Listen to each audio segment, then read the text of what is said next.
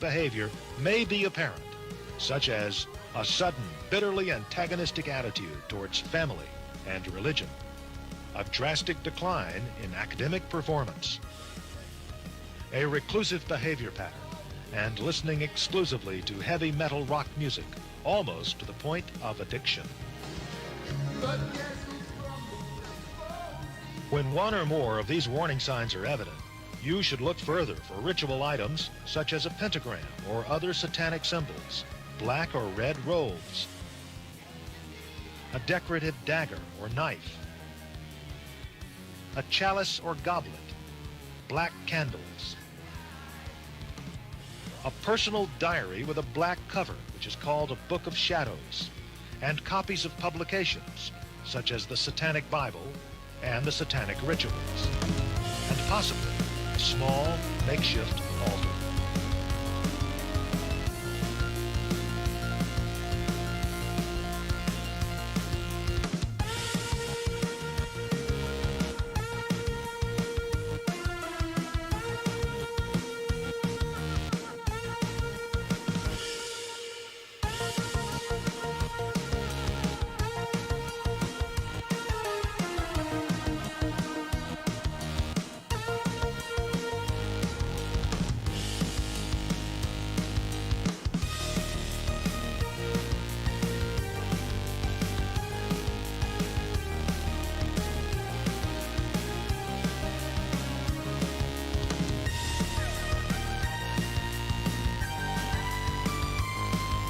Lord have mercy, I'm about to bust.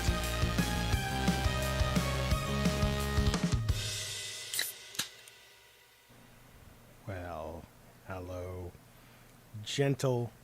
Oh, you got two cracks today.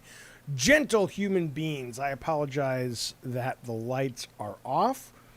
But here's what's funny. I don't even think it's real. It's hot all over the place. But here in San Diego, it's only 78 degrees. I think it's probably psychosomatic, but I just been feeling hot all day, and the AC's blowing. Last thing I want to deal with is a big fucking key light in my goddamn fucking face pan. So I hope you guys don't mind.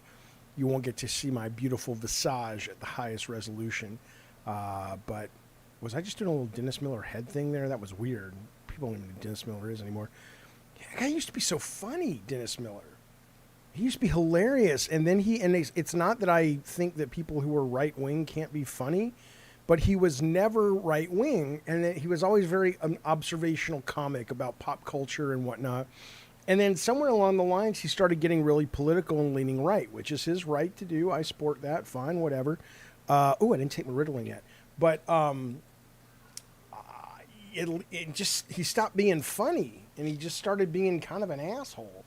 Kind of happens. Who's that other comedian? You know who I saw the other day who was, we're not going to talk politics and we're going to talk video games, but I want to take my Ritalin first. There it is. Was Rob Schneider of Adam Sandler's little crew. And he's up on stage at some kind of right-wing convention doing all these very easy jokes about vaxxers and shit. And I'm just like, Rob fucking Schneider, what are you talking about? How are you up there? What? You should be grateful. You got a fucking job, man. Anyway, it is what it is. Welcome to Gavin and Games. Good to see you. Thank you for joining me on this beautiful Monday. It's hot. It's not burning up here, but it feels like it's burning up here. Mr. Orange says Rob Schneider has always been far right. Really? Huh. Not by my reading of the tea leaves, but perhaps you're right. I only knew him as like, Deuce Bigalow. That's a huge bitch. And which that beautiful clip is from, as well as like, who was he? He was in the Animal and Bench Warmers and shit like that. All that good stuff. So, all right, listen. You can do it. That's right. From, I think that's Waterboy, right? I don't think comedy started with politics. I know what you're talking about, though. In the chat, Ravno says comedy started with politics. No, I mean, I don't think there's any evidence of where comedy started. I imagine it started the minute, a caveman dropped a fucking rock on someone else's foot and everybody else laughed. It's like, what the fuck? Why is that funny? I'll tell you something. I saw on Instagram, there's an account called Kids Getting Hurt, or maybe it's on Twitter. And it literally is just like little kids. And a lot of what they show are these like trampoline parks that now have installed these big foam, kind of like, what is the Ninja Show or whatever, or not Double Dare, but whatever, that spin around and knock these kids off. And you're sitting there. And I love kids. I loved being a dad so much, and I grew up with nieces and nephews. I'm a big fan of children. Let me rephrase that. Sounds creepy out of context. No, the AI out. Listen, but I'm sitting there cracking up while these little fuckers are getting knocked into the foam pit. So who the fuck knows? But here is a Wipeout was the show, but these are things that are happening all over, at least in America. A lot of people are sending their kids, taking these kids to these things. Hang on, what's that? You guys hear that? What the fuck? And common behavior years ago can now be sexual harassment. Oh. Smells like vagina in here. Excuse me? Smells like fresh vagina in here. Are you talking about my vagina? Maybe. What was accepted? Yeah, I guess you can't do that anymore. It's good we know that now. See, I provide a service. A lot of people say, Jaffe, why are you always doing the streams? And I'm like, well, people need me. People need what I offer. Okay, so, oh, Lordy. I want to get to some super chats that came through the last couple of shows. I'm almost certain I missed these. And if I did, I apologize. If they're repetitive, I'll be quick about it, but I do apologize. Laudmont super chatted. Thank you, buddy. He says, sweet beard, dude. Anyway, yeah, now that Microsoft has Activision, I'm kind of glad I went with the PlayStation 5 instead, because I feel like I've supported the underdog this generation. Nice to see you. I don't know about, none of these companies are the underdog at all, but I mean, I guess if you're looking at, if you, not that you should, but if you took Microsoft out of the equation and you were just looking at Xbox versus PlayStation and you took Sony out of the equation, I'm almost certain, right, that PlayStation would be the top dog in that case. But that said, though, yeah, I'm enjoying my PS5. I saw somebody earlier, I think, who was that? Or very beginning of the chat, it was JRock79 says that his Xbox Series X has been gathering dust. Mine has too, and I love my X, but I've been playing a lot of Steam games with Dave the Diver. I'll talk about some else I'm playing real quick, and then I've obviously been playing a bunch of PlayStation games like Elden Ring and whatnot. Jabril Williams, I hope I didn't miss this one. I guess good luck to Sony on having to come up with a Call of Duty, Overwatch, Diablo. I think we did read that one. Yorch, who's been a member for quite some time, I missed his anniversary tweet a couple of sessions ago, so I apologize about that, Yorch. Thank you so much for being a supporter of the show. And finally, C-Dub says, Jaffe, you should apply for Phil Spencer's job. At least go back to Sony and create those 5-hour games you talk about. Hey, if I'm going to be honest with you guys. I have not wanted to make video games since I stopped, right? And even a little bit before then. The last couple of months of that job, I was just kind of like, I don't know, kind of over it.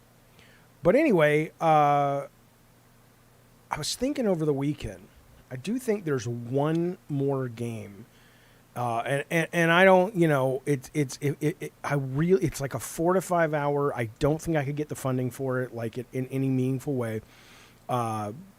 It's like a walking sim thriller, so it's certainly more than just walking around and looking at shit. It is a game, but I was thinking, it's like, you know what? It would really suck. It would really suck to go to the ash can without having had a chance to make that title. But I haven't had that feeling in a very long time. So, and it's not like God of War. Vincent McGlone, the Potato Master, has returned. He says, I would happily play another Jaffe God of War. I appreciate that, but it's not like God of War at all. It would be, I don't fucking know what it would be like, but it would be like a thriller first-person thing. It's cool, man. So, hey, you never know, C-Dub. If anybody offers me that, I'll make that. But short of that, nah.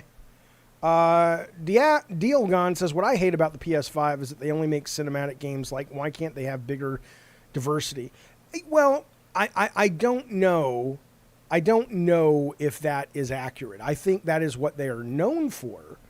But I also think that if you look at Returnal, if you look at Gran Turismo, if you look at MLB, if you look at Sackboy, even though didn't do very well, and the company that made it, Lucid, just got gobbled up by Tencent. Boo. Destruction All-Stars. I just think the games that they've been really good at and that have been really successful for them have been third-person cinematic action adventure games. Yeah, I understand that they didn't, but it was an exclusive. It was a second-party game. It's not like it's going to appear on Xbox. But anyway, I hear you, and I know what you mean. And I guess what I would say is, for me, I would hope that, that they do diversify, and they are. I mean, we've seen it with their games as a service. We'll talk a little bit about that today. Team Nigma, Terra Nigma. Oh, God, I don't know if I should even read it. He says, Returnal wasn't made by Sony. Yeah, it was. I understand it was made by Housemarque, but it's a second-party game. It was, how involved Sony was is always dependent on the developer and the publisher relationship. Like, whenever we made games with Incognito or Single Track, it was a dual design effort. It was not like we were just signing the milestone checks. I don't know where we're at with Housemarque in terms of, was it that heavily involved, or they were just signing those checks. I have no clue. I don't want more lights in my room right now, Alex. It's very hot in my brain, and so I'm choosing to just not. I have plenty of lights in here. I just kind of don't want to turn them on. You know what I was playing the other night? I was playing. We don't have Ricardo, by the way. The next 2 weeks are Ricardo-less streams, which means I may go off into the weeds, and people will be like, "What in the fuck?"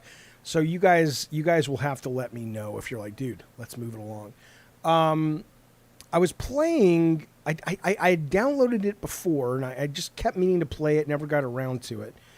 And I started playing the game by Big, the guys who were kind of a spin-off or a satellite group of the guys who did Drive Club, which was a Vita game where you're like a cop and you're jumping from car to car. What the fuck was that thing called? It's like Chase HQ, but brought up for the modern age. You can be in a boat. You can be in a car. It was pretty good. I mean, it's antiquated. It's not going to win any awards or anything, but it kind of, nice little 30-minute sliver of my day went to that, and I enjoyed it a great deal. Makes me kind of want to go Pursuit Force. That's right, Maximilian. Thank you, buddy. Kind of makes me want to go back and play some of those older Vita games that are on the PS5 right now. I caught up on the Death Loop content that was added since launch. Still an amazing game, even the invasion, says Fubie. I need to go and play, not that one. I enjoyed it, but I didn't love it. I need to go and play Ghostwire Tokyo now, because I hear it's great. Look at me using the back scratcher like an old fuck. Fuck you. Jaffe, can I replace Ricardo for his weeks off, just so you can see how much better I am at marketing and brainstorming? Sure. Call me after the stream. I'm not going to replace Ricardo. Ricardo is awesome. But if you want to kind of step up to the plate while we have a little opening, sure, let's see what we can do. Give me a shout on the DM after the show. All right. Are you going to play Twisted Metal 1 and 2, says Dial, once they add them to PS Plus? I think so, yes, at least for members. I'll probably do a members-only stream and do that for the chat. All right, let's talk about what we've been playing a little bit. Then we're going to move into some news, starting with the wily Phil Spencer, who basically came out and said something that really, once again, gives you an idea of the kind of... Well, let's just say this. I'll tease it for a moment. He said something, or he revealed some information that any other company, you would say, yeah, no shit. But at Microsoft, I guess this makes, the front page of news about video games. So we'll talk about that in just a second. In the meantime, though, I want to talk to you guys about something very serious. Do you get itching betwixt your... Listen, I want to talk to you about a conundrum. I don't know how to feel about what I'm about to talk about, okay? But it has a lot to do with game design, okay? It's video game related. So let me just start. I have had a tendency to play video games and judge them almost immediately, and oftentimes, probably 30% of the time, I'll go back and go, okay, you know what, I actually like that now that I've given it more time. And I've tried to get better at this, okay? However, there's two things that are kind of going on.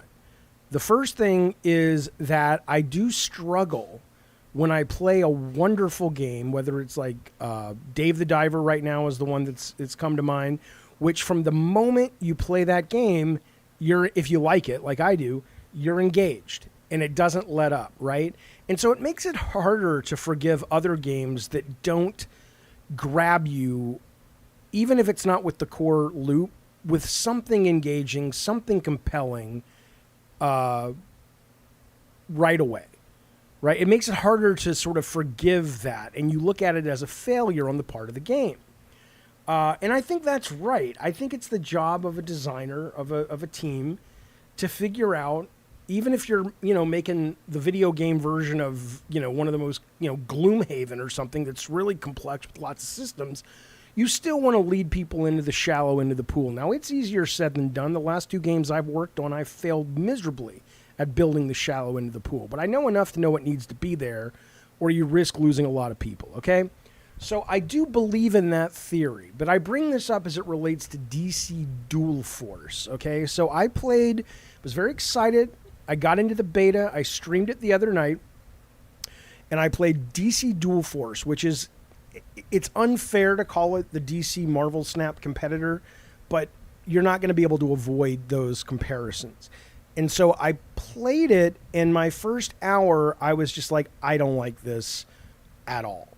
I don't like this fucking at all. This is slow, and it's boring, and it feels old-fashioned. And I played it for an hour, and I'm like, yeah, I'm done. No, thank you.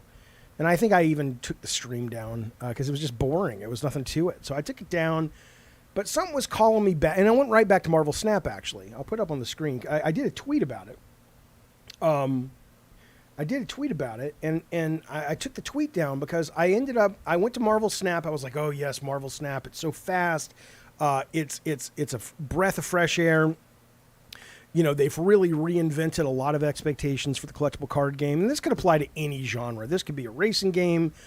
This could be a fighting game. This could be whatever. But in this case, this is a great example of what I'm talking about. But I did go back to it.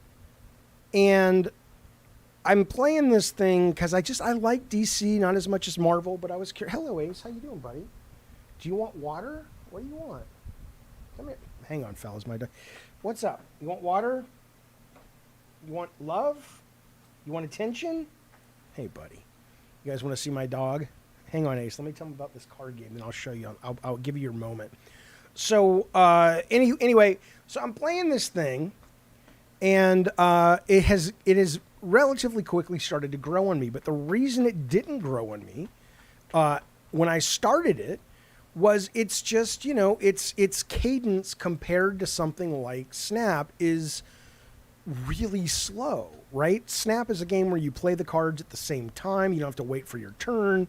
Deck building is fast. This feels very old-fashioned in some ways, but sticking with it allowed me to recognize there's actually a pretty good game here. And if you like DC, it's even that much better. So I've been playing it a lot recently, and it's very different than Snap. But it makes me wonder. Here's the point.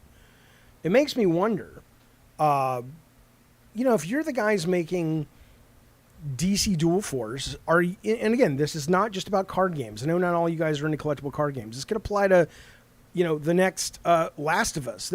This could apply, probably will apply, to a number of coming soon single-player narrative-based games, because you've got Starfield that, if it works, is going to totally, and we'll talk about this a little bit later, is going to totally change expectations in terms of what a single-player game has to allow. You've got Baldur's Gate 3 that's coming, depending on what you play it on, in the next month or so. And that, from what I understand, is totally going to change perceptions of what the level of freedom and player choice and the ability to fold the narrative based on your decisions, that becomes expected. And so I wonder if the guys who made DC Dual Force, which is Yuke's, the guys who have made these great wrestling games forever, in Japan, I think this was a Japanese company who made this one. I wonder if they should have gone, yeah, this game works, but we either need, we're in the age of Snap now, right? The rules have changed. The expectations have changed. And so we either need to take some of those expectations and put them in our game, or better yet, as a purist, we need to understand where the audience is coming into our game, and we need to work to slowly edge them into this mindset, because I cannot imagine. Everyone I've talked to played it. Rob played it. A couple other people in the chat played it. They're all saying the same thing. They're all saying, yeah, this is not very good. We can't be the only ones coming to this with Snap on the brain and viewing it and playing it through that filter. So I just wonder about that. I wonder if that becomes part of the developer's job now, to sort of take all those things into account. I find these things fascinating. Rob the Mods in the chat, he says, I started playing Marvel Snap after DC card game. Right, I did too. But then I did go back this weekend to play DC Dual Force, and it actually, it's pretty good. It's pretty fucking good.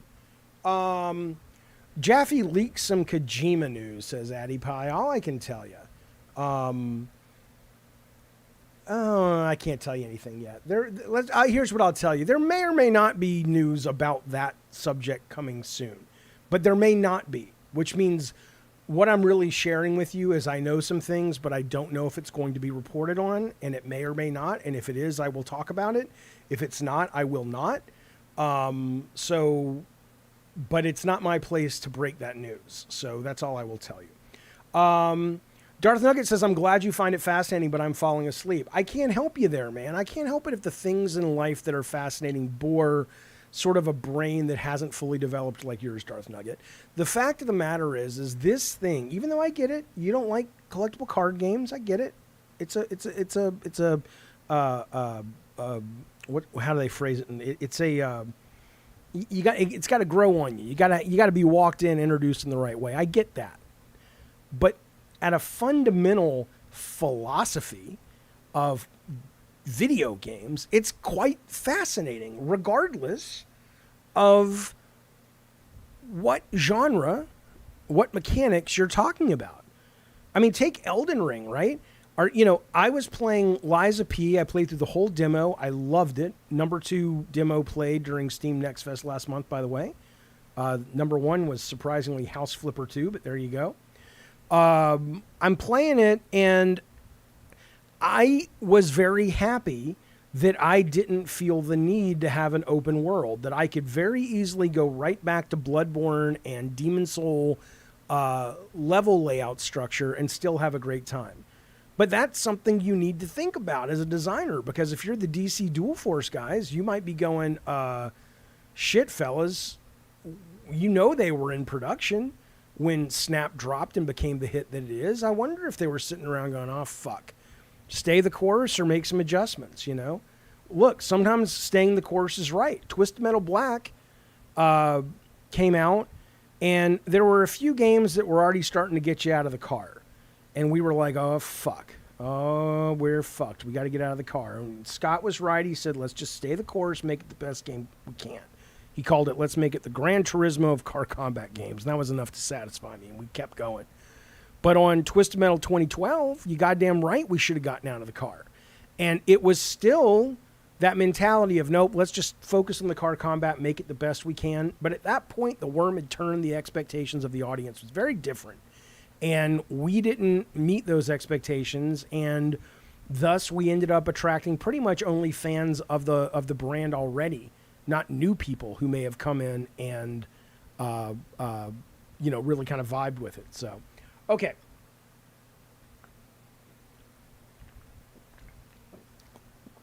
Mr. K is talking to Alex S. Let me go to the chat real quick, and then I'll get to the news. It would be nice if you float a banner on the top corner of your next topic. Alex S., it would be nice if you subscribe to the fucking channel with your own fucking money. I don't care. I'm not asking you to subscribe. I'm not saying you should subscribe. I'm genuinely fascinated by the idea. I have never met somebody who's got so much advice for me about the business I run, about how to change that business, who's never plunked up one goddamn ducat of their own fucking money. I swear to God, it's just like you got an opinion on everything, but you don't got a goddamn penny to back it up. Good Lord. But I do have that. It's just that when Ricardo's not here, I kind of cut corners a little bit. That's the truth, Alex. Okay. Let's talk about Phil Spencer for a second. Come on now. This is interesting to me. Phil Spencer's playing Starfield 7 weeks before any of us. How is this news? I come from the land of Sony, PlayStation. And the people who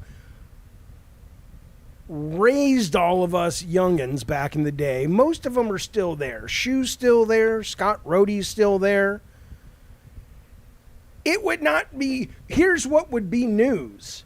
If the Sony executives like Shu and Phil weren't playing the games 7 months before any of us. The fact that Phil Spencer has decided to get around and play Starfield less than 2 months before it ships is not news. It's expected. That you might as well say Phil Spencer brought his lunch in today instead of going out to Applebee's with the team. It's just what you do when you go to work. Of course he's playing it. I hope he's been playing a lot longer than 7 goddamn weeks. However, if you look at the Redfall comments, maybe he does, maybe he's like, yay, I had an epiphany on the pot. I was on the toilet this morning. I don't know why it's like a New Jersey guy. And I think I should play the games that we're going to publish. Because he literally said, it's like, maybe we should have been more involved in Redfield, whatever the fuck it's called. You think so? I like how he just transitioned from like a New Jersey mobster to like, some 8-year-old. Ron says, thanks for Viewfinder, Ghost Nova, Dave the Diver. You goddamn right. I didn't make him. Thank you for the super chat, buddy. But he says, those are games that I put on his radar. And yeah, they're all fucking absolutely terrific. Jaffe, you have very poor opinions of what news is. I'm telling you, this isn't news. This should not be news that Phil Spencer... I'm not really upset. I don't give a fuck. I'm just saying that it shouldn't be news that he's playing the game. Of course he's playing the game. Maybe that's the problem with Xbox executives. I know Phil Spencer's a gamer when it comes to stuff like Age of Empires, but these Sony fucks, man. These fucking Sony fucks, man. These executives play fast, and they play hard, and they play everything.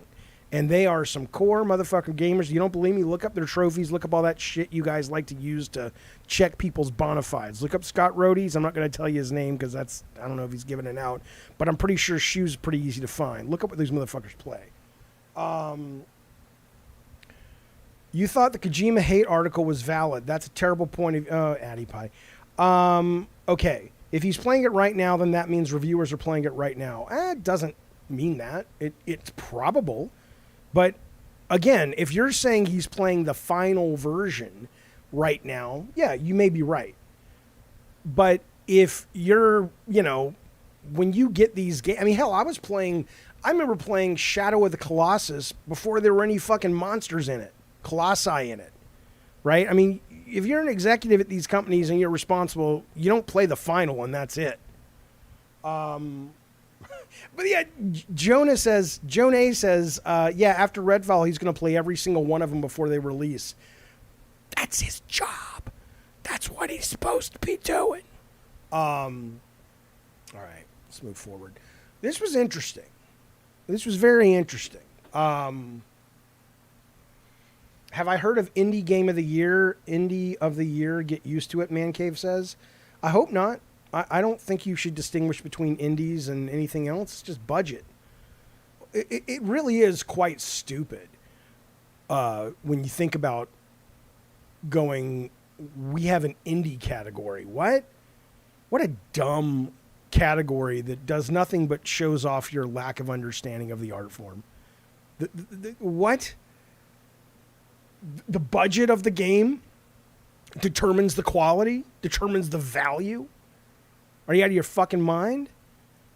That would be like, I mean, think of any other art form, right? Think of I don't know music all that well in terms of history, but I'm sure there are many stories of people who, go into their bedrooms with just like a what do they call it, like a 4-track, and they lay some shit down. Look at me trying to talk like I'm fucking. They make an album for not a lot of goddamn money, and it wins album of the fucking year. That's got to happen at least every couple of years, or at least nominated. They're not sitting there going, oh yes, but Taylor Swift's budget was X, and thus the album is automatically better. Fuck you. Tara says there is underground music and rock and metal. It's the equivalent of indies. I'm not talking about there being alt games and indie games. I'm talking about there being awards for games that are set aside based on their budget. Think about that. It's ridiculous. Man Cave says Dave the Diver is triple I or triple N. What? I don't care about any of that. What I'm fucking telling you is Dave the Diver deserves to stand right there proudly against if it's Starfield or Resident Evil 4 Remake or any of them. Any of them. It's ridiculous to say otherwise. Okay, let's move forward. Listen to this now. Now, this is, everybody has this news. This is nothing. It's my opining that makes it art. It's my opining on the news that makes it art. Introducing Game Pass Core, says Xbox, starting this December. Now, listen, folks. I love Game Pass. I'm excited about this acquisition of Activision because I think it will. You know what I think. It's going to push the medium forward. It's going to be good in my opinion. Maybe it won't, but that's what I think. Fuck you. Now, Lord have mercy, I'm about to bust. what I'm saying to you, though, is this... I don't know. This has got to be where they're going with this, right? This has got to be where they're going with this. Check this shit out. Check this shit out. So they're saying now, game studios, Xbox Game Pass Core, a couple times a year, 2 to 3 times a year, they're going to drop a batch of titles, kind of like what Sony does. So you're not going to get day one games. You're not going to get all the Game Pass games. It's still called Game Pass. But you're going to get kind of, the kind of... It's kind of like the network TV or by the time a movie comes to cable after it's been on like HBO and shit, it's like, that's that, right? Oh, look, Fallout 4, Gears 5. Oh, my stars and garters. That'll cost you $9 a month, okay? All right, I guess, fine, whatever. Don't call it Game Pass. It's confusing. But then if you go down here to see what they're currently offering, Core, $9 a month. Console, $1 more. That gives you the new games day one, blah, blah, blah. PC's the same as console, and then Ultimate gives you PC and console. You cannot tell me that Core and console are not going to basically cancel each other out. You are going to end up with Core, and then you're probably going to end up with whatever Core plus 1 is, which is basically everything in Core plus a lot more games and deals and discounts. And then you're going to have Ultimate, which is all of that, and the day one games come to Game Pass on day one, like Starfield and whatnot. That's where this has to be going, right? It can't simply be me that thinks this. Right? I mean, because, fine, one doesn't have multiplayer, whatever. Who cares, right? Which one has multiplayer? Core does not have multiplayer. Console, I'm assuming, has multiplayer. But the point is, though, is that they are... Tell me if I'm wrong. This is what I want to know. Tell me if I'm wrong. Do you think that they are positioning to turn Game Pass into more of a tiered system where that day one perk lives at the highest tier? That's what I want to know. You think I'm being a little paranoid? Or do you think that's what's happening? I don't care about the multiplayer. Core has multiplayer. Great. Who gives a shit? So you're saying to me, Core has multiplayer, but none of this. Console doesn't have multiplayer, but it has this. So the only way to get your multiplayer and your console is to go Ultimate? I mean, that's fucking terrible too. That's fucking terrible too. But you can't tell me that they're not about to put day one into this, because you know they fucking are. You know they fucking are. I understand Game Pass has always had levels to it, Mr. Orange. However, it has never had a tier that says new games on day one is locked for anyone else. Which is, again, it's fine. I don't, right now what they're saying is if you want both, you need Ultimate.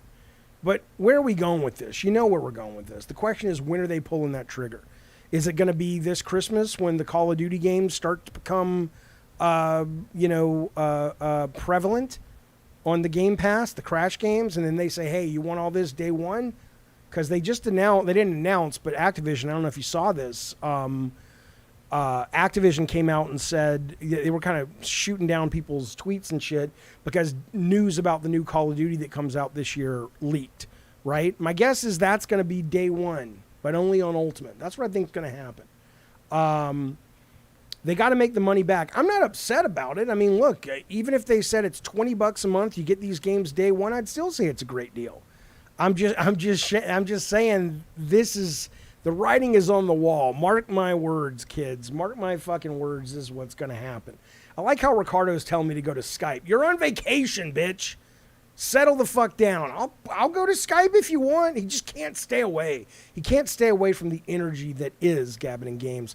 Ricardo does drop a super chat. He says, be gentle with Jaffe, guys, and no cutting corners. Hey.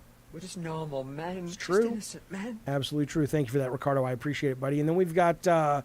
Super chat from Man Cave again. Thanks, buddy. He says, care to predict Activision Blizzard Game Pass tier cost? My guess, Man Cave, is this is going to be, $18 to $20 by Christmas, and you're going to get all that day one in Ultimate. The PC's weird, though, because if you don't have a PC, it's going to feel like you're paying for something you don't need, right? So I don't know how they're going to do that. I don't know if they're going to say core and then gamer, I don't know, and then hardcore. And hardcore will have everything, but I'm not sure. But I do think you're looking at an $18 to $20 where that's where you're going to get your day one stuff. That's what I think is going to happen. But we'll see. Jaffe, everybody always goes Ultimate anyway, says Apex Predator. I mean, not everyone. If you don't have a PC, I don't know why you would go Ultimate, right? But I guess maybe EA Play. But I do. I have Ultimate, absolutely. It's to increase his Game Pass subscribe. Yeah, I mean, again, maybe both from Sony and from Microsoft, if anything we can all learn from the FTC case is none of these motherfuckers are your friends. I've been saying this forever, and people still seem to be surprised by it. But people who are like, they're just doing this to make more money. It's like, yeah, you think? If you have a kid, or if you could be a kid and go out and sell lemonade on the street corner, and you could sell it for $0.25, but you realized you could sell it for 50 cents, you'd sell it for 50 fucking cents. Solid Python says, that's not true. You're my friend, Jaffe. I'm not in this business anymore. Jaffe, someone pays for Ultimate to get multiplayer. It's a big feature for the kids. Okay, so you're saying in that case, they might start paying for core, even though they're willing to give up this shit, is what you're saying. Pixelated says, difference is, though, I try to make the best goddamn lemonade you ever had. It's probably true. Ricardo says, I'll stick with buying games on PS sales. Thank you. I just don't see the point. Why? What do you want to do with these games, man? I mean, look, I'm not going to tell you you're wrong. I respect that. I respect you like to own your shit, not just Ricardo, but a lot of people. But fuck, who cares? Again, I can't put my life on you. I don't know what you do with your fucking days, but for me, it's a very alien concept. When I finish my fucking video game, I'm done with it. And if I really want to play it again, and I didn't own it because I was streaming it or on a subservice, I'll fucking find a way to buy it. But, good God. Who cares? Big Afro Man, thank you for the super chat, buddy. He says, do you think Jim Ryan messed up by not taking the original 10-year deal? You goddamn right. We'll talk about that in just a second, buddy. Thank you for that super chat, Afro Man. That's the main topic of today's show. Absolutely. You're basically getting tricked into paying $120 for a AAA title and being forced to sift through junk. No, you're not, Brad Beck. No, you're not. Why? You know what? If I can sit here, Bradley Beck, if I can sit here and I can say, I get that just because I feel a certain way about something, I respect that that's not the right way. It's just my way.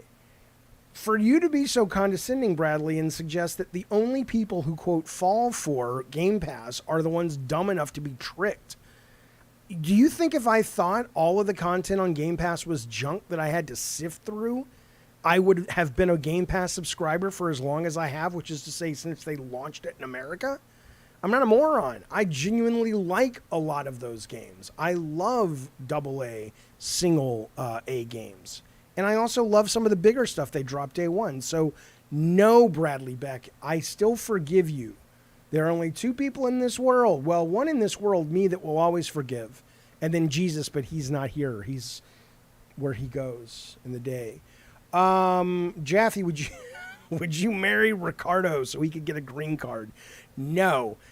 I wonder if that works that way, though. I mean, I know we have federally and state now, thank God, protected gay marriage. If you are a gay fella or a gay lady and you marry someone of the same sex, does that also allow all the green card benefits and all that stuff? Yeah, it's true. Admiral says Jesus probably don't have Game Pass. Yeah, but he's on like the comp list. He gets free shit every month anyway. Hey, Jojo D, good to see you, buddy. All right, let's move forward with our day. Listen to this. Do you hear about this guy? I want you to tell me what you think about this, because I don't know. I can't help but be racist. It's true. I don't really know if this guy is a con man or if this guy is really unfit to stand trial. This is the guy. He's 18. He goes by the name Arian Kurtaj. He's the guy who not only apparently leaked the video of Grand Theft Auto 6. He also went into the Slack channel at Rockstar and had said, hey, bitches, I'll tell you what's going to happen. I'm going to fucking leak the source code if you guys don't pay me a shit ton of money. Well, not only that, but this is also a guy, according to Reuters, the only real trusted news source you get anymore, who, when he wasn't doing that, he also did $3 million of damage to Uber. He accessed 5,000 Revolt customers' information, which I guess is, I don't know what Revolt is. I think it's a tech firm. So the guy's got moxie. The guy's got skill as well. He wanted he's accused alongside a 17-year-old of blackmailing Britain's biggest broadband provider, BT Group. They wanted $4 million in ransom, right? Well, now the jury and the judge and the psychiatrist have gotten together and said, this motherfucker, pardon my ancient offensive language here, is goddamn gone round the bend. He's crazy. He cannot stand trial. He ain't getting on the stand. He may not even be able to come to the court, right? Now, you ever see that movie Primal Fear with Eddie Norton? The first movie everybody saw Eddie Norton in, he played this character who was all slow and confused, and he mumbled and he stuttered. And at the very end of the movie, he reveals that character. That was just a character he was playing. He did it to get out of jail, and he's this conniving Machiavellian motherfucker. So I wonder about this guy. Do you think this guy, who can hack Rockstar, who can hack the biggest tech firm in Britain, who can hack Uber, you think he's not fit to stand trial? Either that, or he has just got such an interesting, fascinating, wired brain that so much of his focus is gone into the hacking biz, right? That he's just like, I don't have any other skills because everything goes into the ones and the zeros. Because otherwise, what? I think he's full of shit. Exo says you can be extremely smart and insane. Well, insane is one thing. Insane is like hey, buddy, we know you hacked Uber. Can you talk about it? And then he starts talking about chickens and they'll revolt. And basically we need to continuously read them from the Protestant Bible, certain passages which will keep the revolt down. That might mean he's crazy, right? But, you know, that's probably not this. This is probably, he's really fucking smart. I think he's playing a character. I don't think you should give him the chair. Left Control Gaming says he'll be picked up by the government. He won't be in jail long, right? Use the guy. Use the fucking guy. I don't know who Terry Davis is. Somebody in the chat, Trees Go to War, says Terry Davis wrote an operating system by himself, but he was crazy. Okay. Carl B. Man, thank you, buddy. He's been a member for the Diet Soda Soldier for 24 months. Give that man give him what am I going to give him? Give him a Diet Soda can crack. Boom. Here's what he says. He says, you do know Tony Hawk was not IP to Activision's license like Madden or EA. Wait, what? You do know Tony Hawk was not IP to Activision license like Madden to EA or MLB The Show. Carl B. Man, I don't understand what you're saying. Are you telling me that Activision doesn't own the rights to Tony Hawk's Pro Skater? I know they don't own the rights to Tony Hawk, and I would imagine there is a licensing deal that suggests after X number of years, if they don't renew it, they can no longer promote their new games as Tony Hawk, but I'm not sure if that's what you're talking about. Okay. Mr. Orange says, I'm watching a live podcast and just got ads. Oh, I'm watching a guy on the chat called Mr. Orange that doesn't have a member sticker by his name. So you know what? Sucks to be you. Pony up the ducats and you won't get the ads. What do you want from me? Free shit? Yes, I got him. You guys hear what I told him? I'm just really that good. They probably own Tony Hawk Pro Skater as a name, says Gaming Nating, but someone else could probably make Tony Hawk game. Oh, I believe so. And Apex is saying they do own Tony Hawk, so I don't know.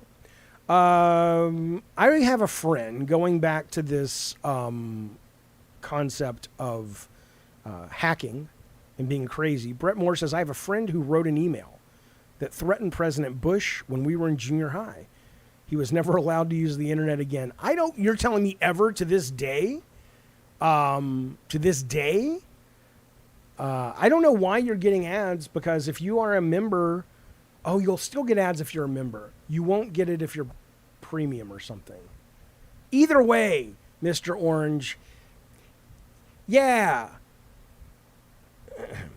Big Afro Man, thank you for the super chat, buddy. He says, I've been playing Modern Warfare 3 multiplayer on Series X through back compatibility. Do you think PS5 will ever get PS3 back compatible? No.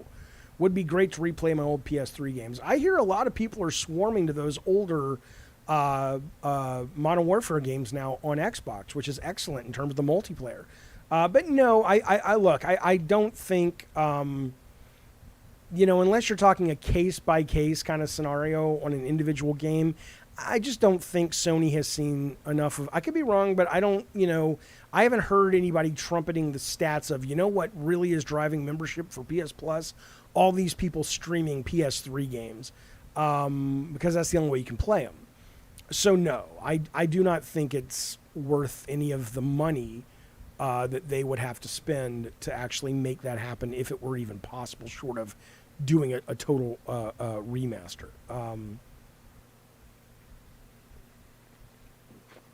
Ricardo, we love you, but get the fuck out of here. You have to be on vacation. You got to come back full of piss and vinegar and ready to turn this stream into the next big goddamn hit. I'll tell you what, if you come back, though, here's my deal with you, Ricardo.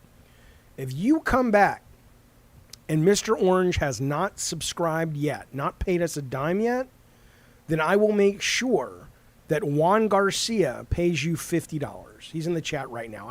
He'll do it. He seems like that kind of nice fella. All right.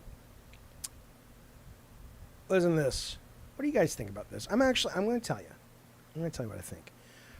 You tell me what you think. Last of Us Part 2 is getting a remaster. I saw some people kind of complaining about it. I saw some people kind of complain. Now, Mr. Orange, I'm going to sub. Damn, don't sub. No, don't sub. Don't sub. Everybody hates you. And I'm glad your husband died. He probably killed himself. You're goddamn right, Mr. Orange. Listen, Last of Us Part 2 getting a remaster. So again, in the chat, why? Wait, what? Zzz, I'm bored. It's 2 years old. But listen, here's the thing, though. Listen, it's not like they're turning down new IP, right? Gaming Nating says the director's cut is fine with the paid upgrade, but a full-on remake or remaster, absolutely not. Why? Look, I've never finished it, so I'd like to play it, the newest version. I've only gotten to Abby, so I'd like to come back in and play that game with the higher-res textures and all that good stuff. DualSense controller, all that shit. They might bring it to Steam, says Conan, right? Good point.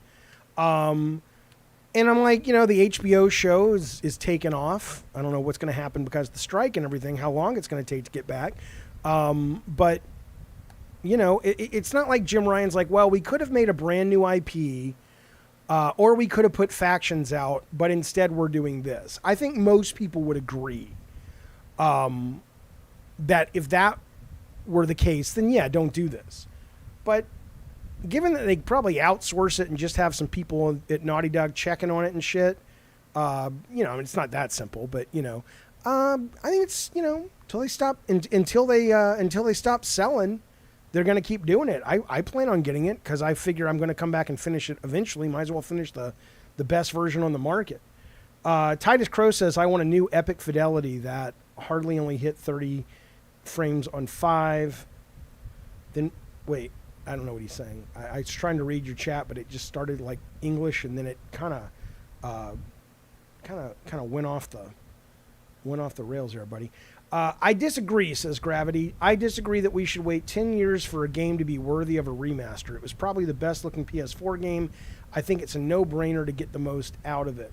Yeah, no, I mean, why not? At this point, it's almost like Sony should just say, look, if a game's a hit, we're going to, these games cost so much fucking money, we're going to get every dime we can out of it.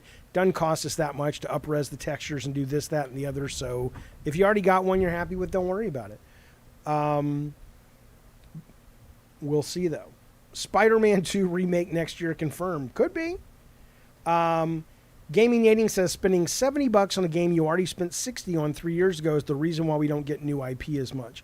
Well, yeah, but I mean, ultimately people are buying it, right? So I think Sony's just listening to the audience. Trust me, if they put it out, let's put it this way. You guys waiting for the sequel to Destruction All-Stars? Nope.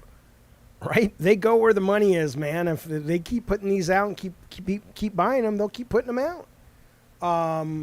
Yeah, Capono says Last of Us Part 1 remake, which is different. I mean, it had a lot more to it than it sounds like this is going to have. Is the 12th best-selling game of 2023. Yep, absolutely. Jaffe, $70 on Last of Us 2 Remastered. I will pre-order it day one. I will never pre-order anything, but I will definitely, I'll definitely pick it up. Absolutely.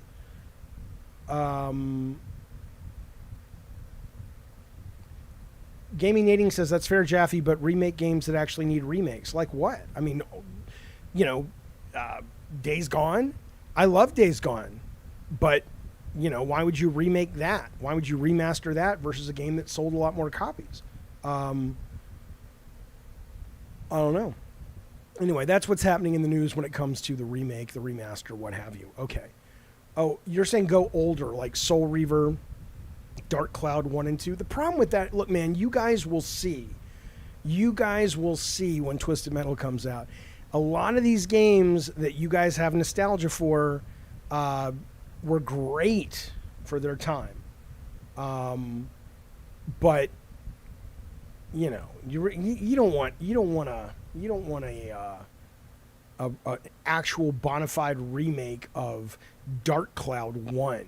I mean, maybe you do, Trees, but I mean, Dark Cloud 1, the PS2 RPG that was a launch day or launch window game, you want a remake of that? Games have already come so much farther that even if you remade it and made it the most beautiful thing in the world, you might as well just make a new game. Okay. Trees Go to War is holding this. He says, yep, I want it. All right, fair enough. You're saying that, Jaffe, but everyone's going nuts over Super Mario RPG. Yeah. But, I mean, I Super Mario RPG is like a classic RPG, right? I've never played it. I heard it was great. I'm looking forward to it because I've heard it was great. Dark Cloud? The only thing I remember that Dark Cloud 1 really had going for it was something, I can't even remember, but it was something unique that they did at the time with the inventory or something. I don't know if you could sell your inventory or open a shop. It was something like that, or maybe you could, it was one of the first crafting games. It was something like that. That I remember being the thing that was like, ooh, that's cool. I've not seen that before. But short of that, I mean, that's nothing new anymore. All right, well, let's move forward. It has city building. Okay, there you go. Let's talk about Xbox as it relates to Jimbo Ryan. Tom Warren, a man of great style and substance and savoir-faire. Oh, wait, I was thinking of someone else. Tom Warren does a lot of leaking, and he's right a lot. Seems like a well-connected human. And he says Microsoft has confirmed to The Verge, the website The Verge, that Sony's 10-year Call of Duty deal is limited to Call of Duty. Microsoft originally offered to keep, quote, existing, and think about this. Microsoft originally offered to keep, quote, existing Activision console titles on Sony, including future versions of current Activision games still on PlayStation, till the end of 2027. That tweet from Tom Warren's a little confusing. Is he saying games that will be on PlayStation until the end of 2027 have this deal? Or is he saying that this deal is active until the end of 2027? Doesn't matter. Behind him in the UK, it's like, Jimmy. Everybody loved Phil. And so he thought he could do no wrong. And what happened, fellas? Just like the Bible says, one of the 7 deadly sins. Got ourselves a little hyped up on our own methane poop fart. Whatever kind of fart is there, Jaffe? And now he thinks he's the shit, and he ended up poking the bear, that is Xbox, too much. And now, sorry, fellas, you ain't getting that. And by the way, let's be clear. You can sit around and act like nobody buys Crash anyway. Man, no, they don't. But you know what they do buy? Diablo 4. You know what they do buy? At least in the past, stuff for Overwatch. Okay, so Activision doesn't just mean Crash. Activision doesn't just mean Tony Hawk. Doesn't just mean Prototype, although it certainly does mean those things. Yes, I know Diablo is on... Armin says Diablo is on PS5. I know. I'm aware. So what? Overwatch 2 is flopped, not Overwatch 1. I wonder if Nintendo got the agreement to get other Activision games because they agreed to the terms. Right? Yeah, they were. Microsoft was going around going, what can I do? You want a blowjob? You don't like, I put it in your butt? What is it you like? We'll do it. Right? And Nintendo's like, okay. Sony's like, no, I want a sweet before we make sweet love in the 4 seasons, and I want champagne from this decade, blah, blah, blah, blah, blah. And, you get what you get, and you don't be upset, Jim Ryan.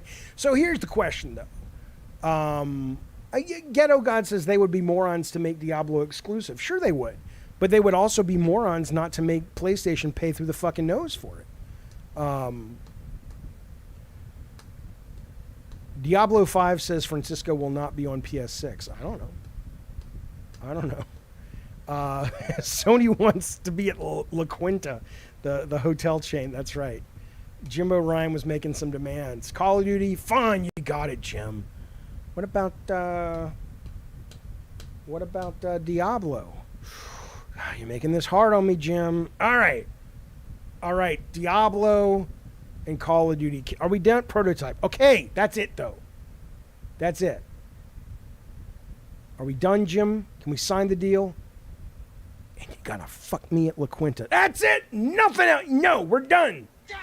And he just picked up his fucking briefcase, Phil Spencer, and just left the fucking room. Jaffe, will Bobby Kotick stay or leave? Man, at this point, I do not know. I know it was reported that Kotick was on the way out once this deal was done, and at the time, I was very grateful for that. I was glad for that. But now, given just how much I think Microsoft, especially with this acquisition, needs a shakeup, I don't know. Kotick may factor into those plans, is what I would say. Kotick should stay. He's evil as fuck, but he's good at business as worth. That's my thinking. He can run the fuck out of that company probably better than what Spencer's doing. Although Spencer's vision trumps Kotick's vision, which doesn't exist other than, be Bobby Kotick, which, yeah. All right. Yeah, think about this. Bobby Kotick has kids, I think. You think they pay attention to what people say about their pop? Probably not. They're probably, if they're teenagers, they know. It's not real. It's just, I don't fucking know Bobby Kotick. Maybe he's the best fucking dad in the world. Forsycial says, why do you keep insisting how evil Kotick is? You don't know him. Yeah, I do know him. I know him by his actions. Bobby Kotick has left a bread trail of crumbs that have been so rotten and so anti-American and so fucking cruel that I wouldn't want the most infected fucking bubonic plague rats to eat those fucking breadcrumbs in the fucking woods he's been walking through. That took a while to make that analogy have an ending. Not quite sure it was worth it, both in terms of your time and whatever kind of brain power I had to call upon to make that happen. Yeah, Fonzie says, sounds like Yoda reading Hansel and Gretel over. I understand. Jojo D says, the last time I saw Jaffe stream a game was Marvel's Snap. Is it because of how good Snap is or how lacking newer games are? Honestly, it is because I'm streaming a lot more of this show and clips, and that's where my energy is going right now. The other reason is that the games I'm really enjoying right now aren't great for me to stream, right? So Diablo 4 is a good stream game, but I'm spending most time playing and trying to finish Dave the Diver. And in that, I don't want to stream that game because I'm into it. I'm focused on it, and I want to fucking finish the goddamn thing. What do you mean? Who plays Diablo, Jizzaloop? What do you mean? Who plays Diablo? Diablo's a massive smash. What are you talking about? Okay. Admiral Kurt says Bobby Kotick will be the final boss of A Plague Tale 3. I will review The Flash whenever it comes out. I'm not going to the theater to see it. All right, let's move on. But anyway, the question really becomes, there's a great little poll. I haven't clicked on the results yet. Did Sony's opposition to the Activision deal help or harm them in the end? I mean, this is an interesting question. Because up until today, I've been saying Jim Ryan did everything right. Jim Ryan was playing the character of Jim Ryan. What? Shut up, Jaffe. What are you saying? Jim Ryan was basically doing the job. He was playing the role of the executive. He was doing exactly what he should have done. In terms of, oh, woe is us, we'll never be able to compete, blah, blah, blah. Totally true.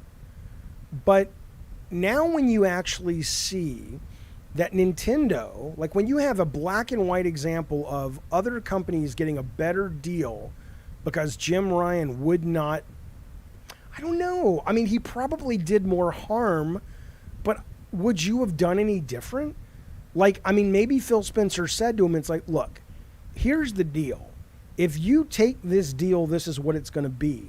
We don't know right now which way the wind is blowing, but if the wind blows our way and we get the wind behind us and we're sailing away from Sony, you're not going to have this option. You're going to have a lesser option.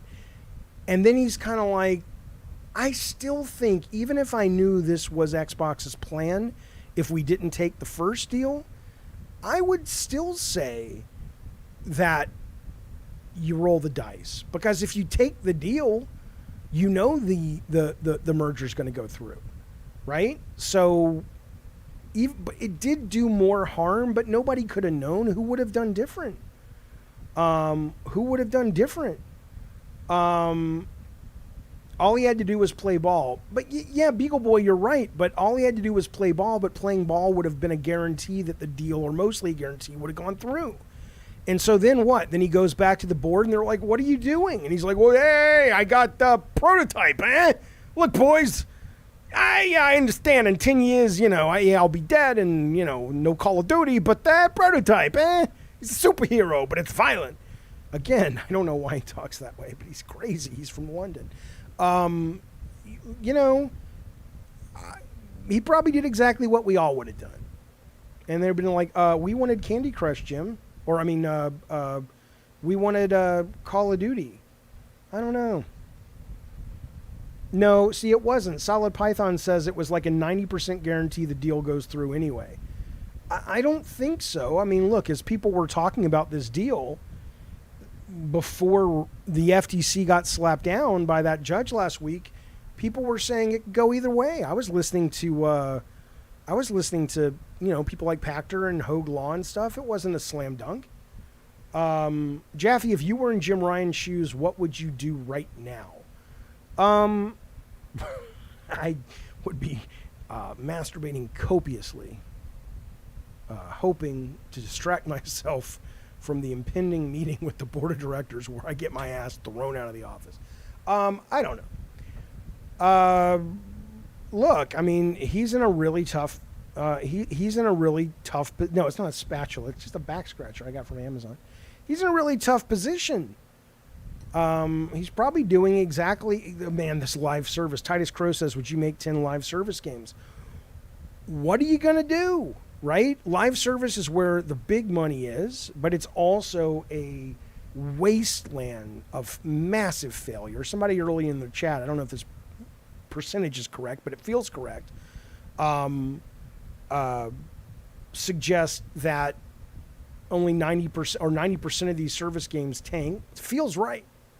So he's got to be in there, but I don't think if you look at what they showed from Haven and what they showed from Haven's further along in what they showed than Concord, but neither of them were that inspiring, right? And so, I don't know, man. I mean, on one hand, you need it, but it's not like, thank God Bungie's there. So maybe he's doing the right thing there. Maybe they can help figure this shit out. Sounds like that's what they're doing. Their big games are still selling great. So you probably just stay the fucking course, man, and try to go get Capcom. If they can afford it, and if Capcom wants to sell, which Capcom probably doesn't want to sell, because they're having a great, couple of years. I think they said they were in their 10th straight quarter of profit. Will I buy the next Call of Duty on PS5 or Series X? Oh God, I'll get it on Series X. Why would I not? Why would I buy it? I love the new Call of Duty. I adore it. It's probably my favorite multiplayer Call of Duty since Call of Duty 2. But why would I buy that fucking game when it's basically quote free? Let me get some of these chats here. I appreciate it, fellas. We got ourselves a chat coming in hot from Arch Star. Thank you, buddy. It's his very first super chat ever. His very first super. Daddy, chill. No, I don't think I will. I think Archstar deserves something even better than that. Are you talking about my vagina? Maybe. Yes, Archstar, you old knucklehead. You've said that Capcom would be a good fit for PlayStation, but what about Ubisoft or even a restructured Embracer? I mean, Embracer, no. I think, they've got a couple of decent IPs, but their development is probably not a good fit for Sony. They're much more AA. Unless Sony's like, hey, we want a bunch of day one PS Plus stuff that's AA, then maybe, if that's their strategy. Ubisoft, I don't know. I don't think Ubisoft has shown up in a very long time with anything that suggests they are long for this world unless they make some serious changes to the kind of content they make. And I don't know if they've indicated that they're capable of doing that. So I honestly don't think either of those. If it were me, I would pass on them both. I saw a story today that said, and I'm excited. I thought the Star Wars, whatever the thing is, the open world thing looks pretty good. Although I saw a story today saying that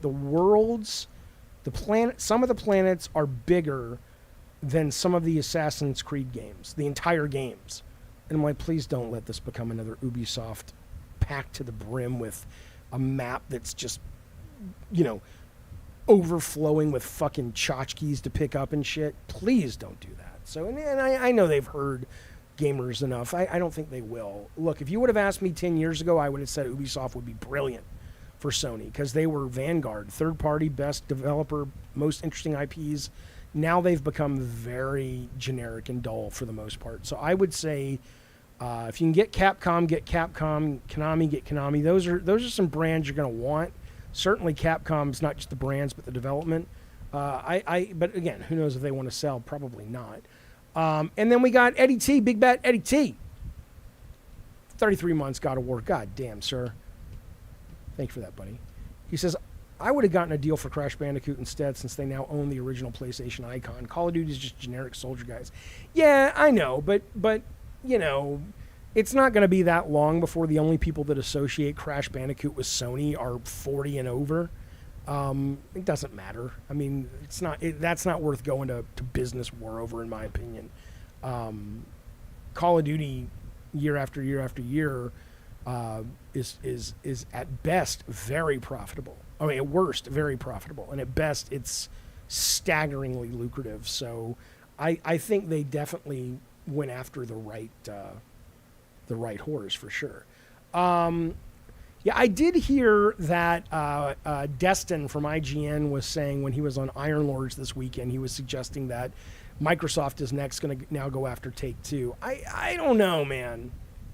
I don't know. I mean, if you're Microsoft at this point, simmer down, bitches.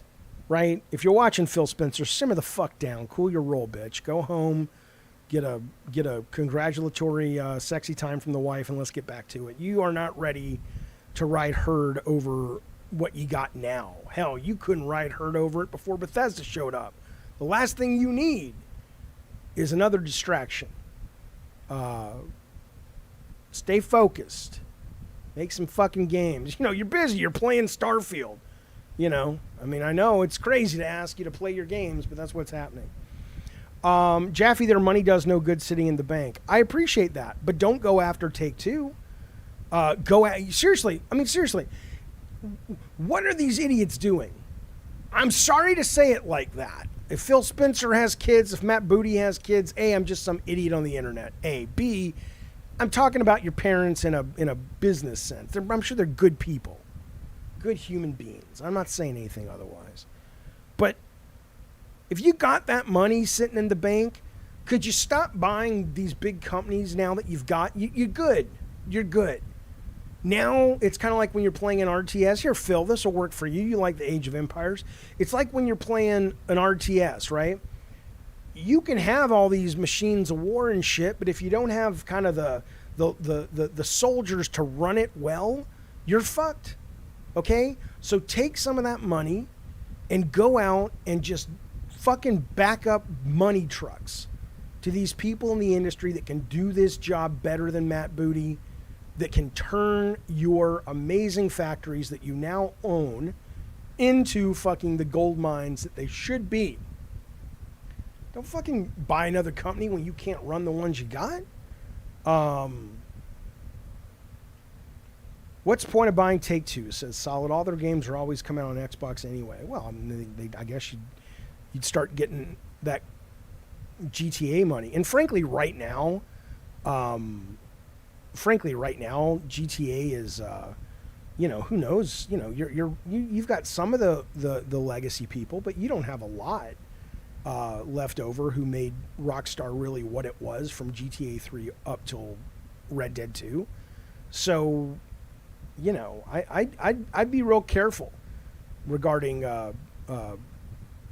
you're either going to look like, unless you fly out there, you play it and you go, okay, these guys have the same magic that they've always had, even with the Hausers gone and whatever, or at least one of the Hausers gone. Okay, cool. But short of that, I wouldn't buy them right now. All right. Hang on a second. Where'd that go?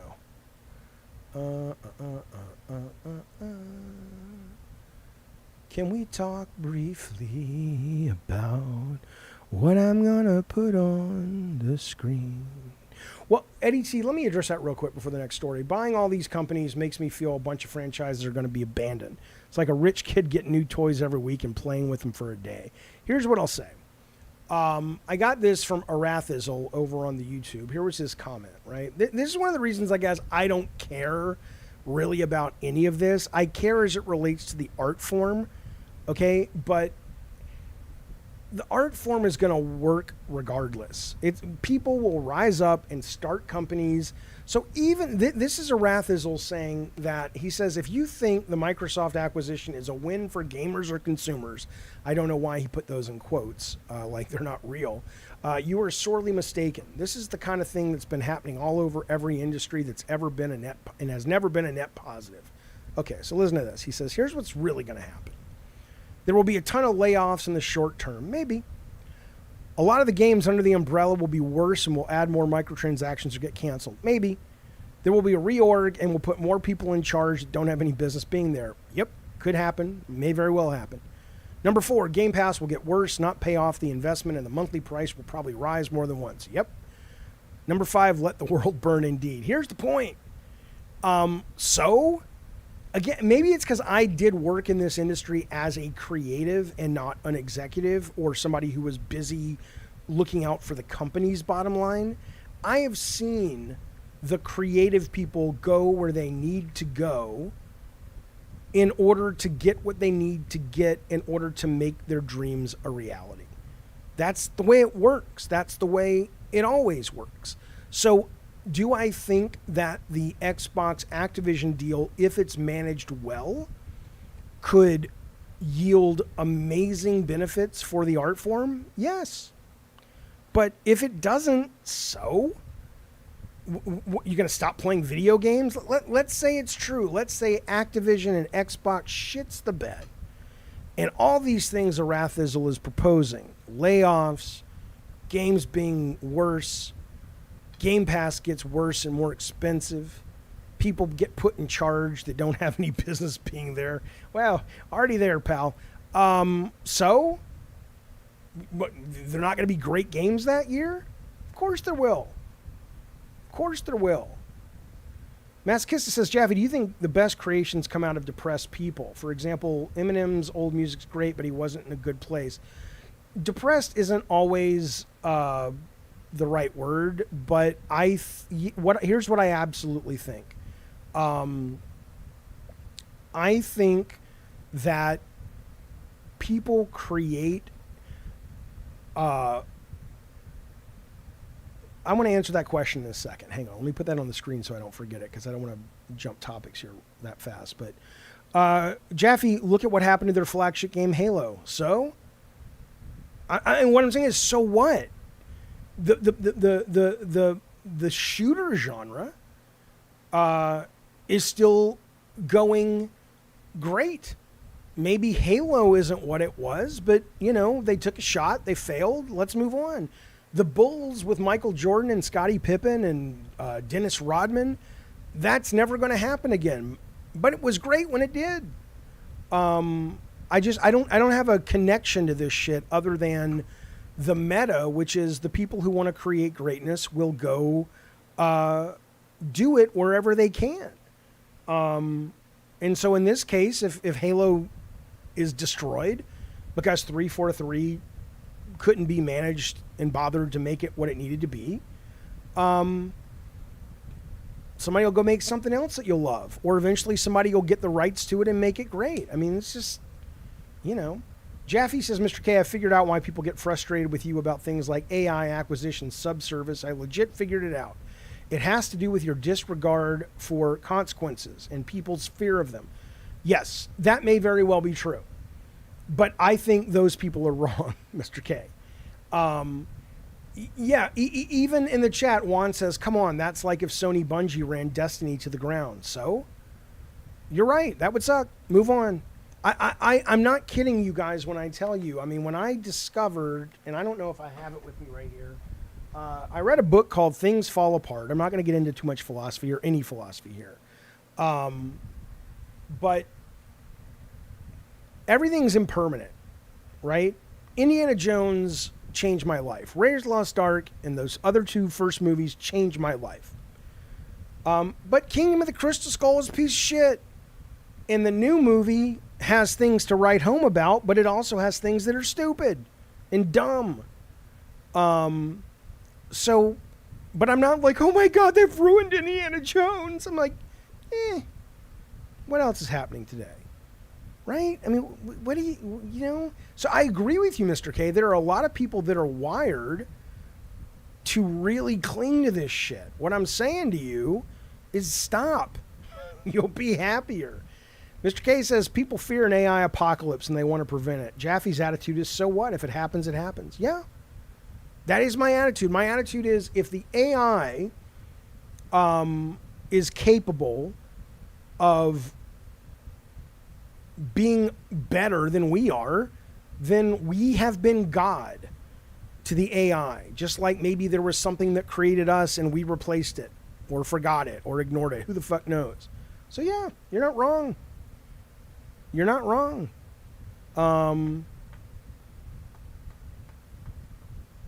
Oblivion is the destiny of existence, says Archstar. Yeah, just relax. Who cares? Life's short, man. It really is short. Trust me, I'm 52. It goes so fast. It goes so fast. I heard Jim Carrey the other day. We're going to get back to games, I promise, fellas. I heard Jim Carrey the other day. I want to get this masochistic thing.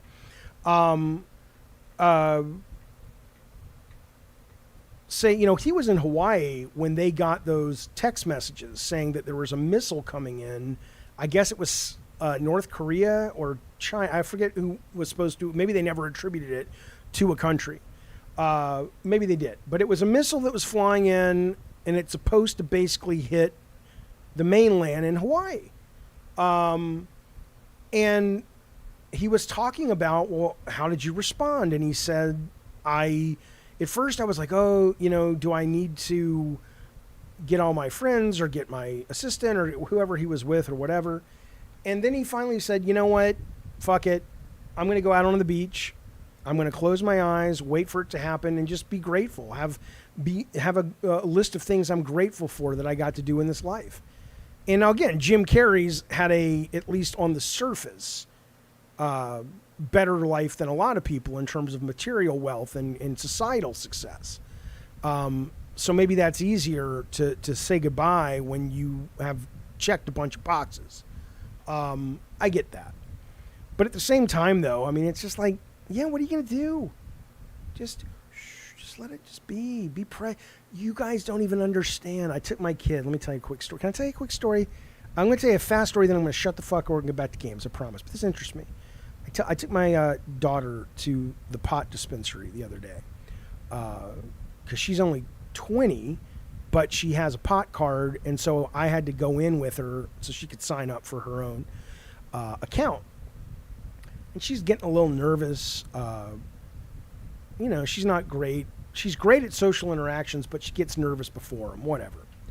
And she'll get over it like everybody does. But anyway, I remember pulling her aside, and I said, dude, and I'm telling you what I told her. Allow me to be your papa for a moment.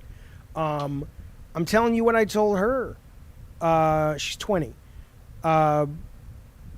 It's all a play. And I mean it, of course, metaphorically, but I also, an aspect of it, I mean literally.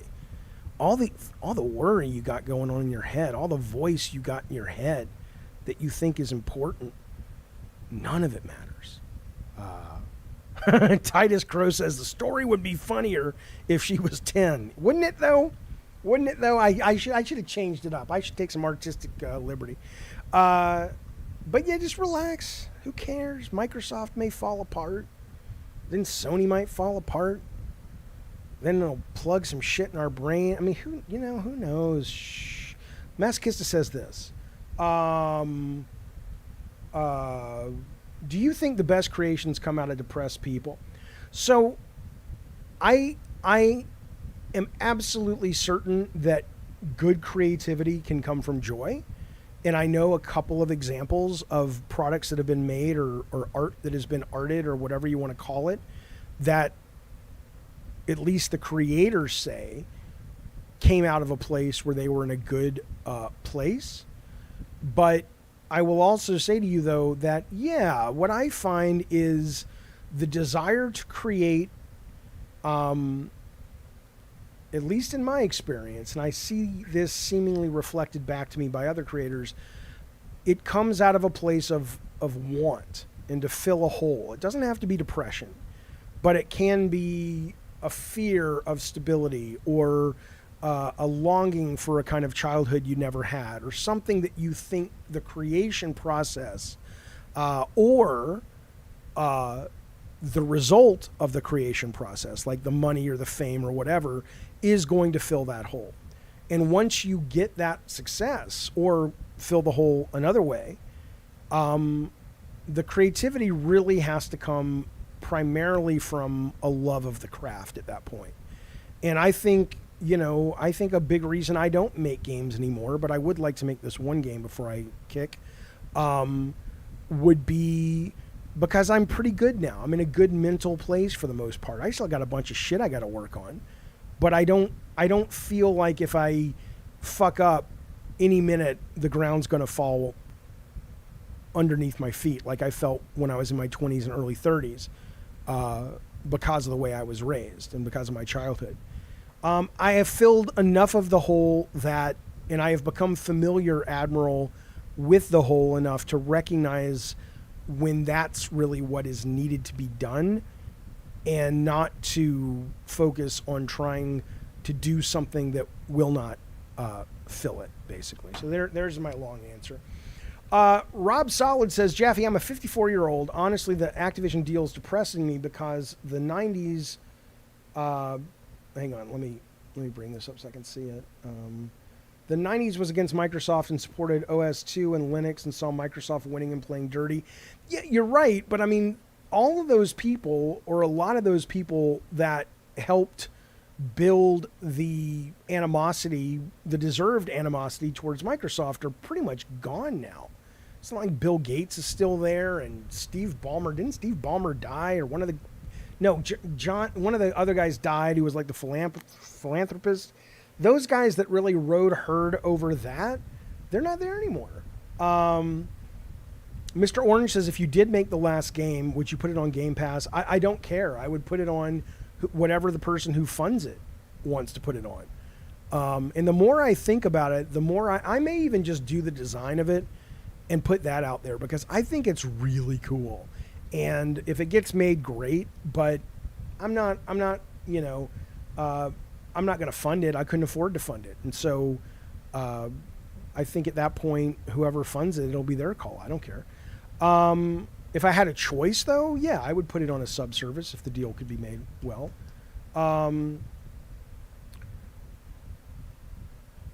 CD Projekt Red is a good option for Sony. Well, Francisco, that actually leads us into our next topic. Let's save that, Francisco, because it's so important as it relates to what we're about to talk about. Let me get this YT2. Thank you, buddy. Super chat. He says, hey, monkeys controlling Mac laptops with their brain is crazy going to be weird. Playing games with our brains, no more controls or keyboards and a mouse. You won't even think about it like that. You'll just be in the game at that point. And again, that leads in YT2 as well to our next topic.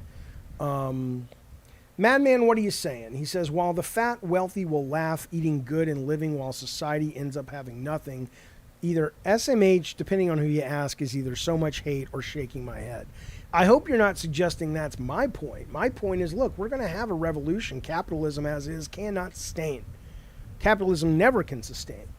The human greed factor and fear factor will always tump over the table. And there will be, probably, sadly, tragically, I'm not trying to be dramatic. I don't know anything you don't know. I'm not like, I hate people who talk like that. Like, I don't fucking know. But doesn't it seem like we're headed towards some kind of fucking physical revolution in this country? How could we not? How could we not? Jesus says socialism is the solution. Aspects of socialism are absolutely the solution. But just like capitalism has to factor in people's greed and people's fear, socialism, when it works, has to also factor in people's desire to be special and feel unique. And I'm not saying it can't do that. I'm just saying that there has to be, I think what we're going to end up with, hopefully, is some kind of blend.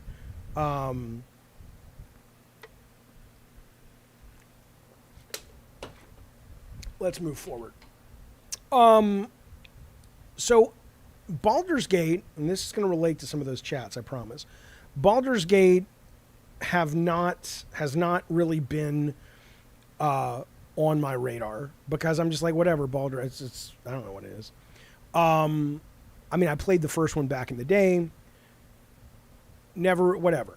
But the more I heard about the game and the more I kind of realized just how epic and varied it is and how it's sort of doing exactly what I really want. It's not doing it through procedural generation yet because we're not there yet. But it's the amount of content and the amount of freedom within the moment-to-moment combat and the narrative as a whole. People who have played it and who are reporting on it are saying that you really, I mean, there was even articles this week about developers that were like trying to, not at this company, not at the company that makes this game, but where is it? These guys, they were trying to say, I forget where the article is, but it's a bunch of developers. Oh, here it is. Studios consider Baldur's Gate anomaly. It's Rockstar level nonsense for scope. So game developers are saying, you guys out there, fans, be wary. This is not normal. These guys have had a lot of time to make this game, a lot of money. They're building off an already beloved engine and systems, not the D&D rule system. That's different. But, that's how big and transformative a lot of people are thinking that this game is going to be. And I think that's great. I'm looking forward to it. I don't know, look, the bar gets raised, regardless of how Baldur's Gate 3 developer got there, Larian Studios, they got there. And they got there, and so expectations will change no matter what these people tweet out. And the point of this, as it relates to what Sony should buy next or what Sony needs to do. By the way, Ravno says, my son owns it and has had it since 2021. Yeah, there's been a early access for the first, you don't get actually to Baldur's Gate, but you've got whatever it is. You've got a certain, I think it's 20 hours of gameplay. What does he think about it? What does your son think about it? Ravno says it's great, but it's just another TW3. What is TW3? Okay, well, let me ask you guys a question who have played it or who followed it, because what I am hearing when people talk about it is the second coming of Christ, Ravnos, where the narrative freedom and the ability to shift the story and allegiances and characters and all of that shit is really far above what we've seen before in RPGs. And a lot of people are saying it feels more like actually playing D&D, where you can't actually talk to the dungeon master, but your choices and the game's ability to adapt to those choices make it feel like you're playing real D&D. Now, if that's the case, I'm fucking excited as shit. Put a little over 100 hours in Divinity 2 to beat it on my playthrough. That was the game that came before this. The game is turn-based. The navigation Alexa, stop. Through the environment, though, is not. Baldur's Gate is just like Diablo Ghetto God. If that's true, then I will tell you that the reporting on this game has been horrific, because whenever I see people talk about this game or read previews of it, it's not just the Diablo hack and slash. It is heavy narrative. It is a lot of storytelling, a lot of NPC interactions. It's not just the loot and combat and grind. It is a story you're on. But, okay, so you got to, assuming that's the case, and you can also play it co-op, the entire thing co-op, right? Okay, Ravno says the reporting is wrong. It's sycophants. Don't get me wrong. It's great. It does a lot of things better. It's not reinventing the wheel. Okay, so maybe I'll wait. Rob says it's the first game in a while he's going to get day one. I was thinking that as well. But here's the bigger point, though, right? So here's what we've got. Whether or not this game reinvents the wheel or it's just the next great step, like an evolution of RPGs that people who love this love, whether, and this is actually being moved. It's very smart of them. The PC version, I think, is coming out in August, but they're moving the PS5 version to Starfield's launch date, which is really clever because I think people who want Starfield that don't have an Xbox are probably going to be longing for some kind of big, deep world to get them in. Fonzie says early access to Baldur's has been incredible. I dig this genre. Nothing else in the genre has a world that feels this authentic. So let me ask you a question, Fonzie. Does it feel like the narrative is adjusting as you go? Are you able to have agency in the world? Or does it just feel like a traditional, very scripted RPG? Soup says there's an extreme amount of freedom in terms of choice, but I think we have seen big shifts in gaming in the past that will be similar. Okay. So here's the question, though, right? So you've got this coming out. It's coming out the same day for PS5 as Starfield, which is smart. You also have, obviously, Starfield coming out. I just took this off the internet. I didn't see, just so you can get the idea what I'm talking about. But, I mean, you're going to have these two games. I don't mean versus, like, which one's going to sell more. I don't care about that. I'm saying that now you've got these two massive fucking games. That are just, I mean, if you hear the developers talk about it, and let's assume they're right. Let's assume they nail it. Let's assume that Starfield is No Man's Sky the way No Man's Sky should have been when they shipped it. And then they've got this really cool narrative sitting on top of it. And let's assume Baldur's Gate is what everyone is saying for the most part, which is this is fucking special, right?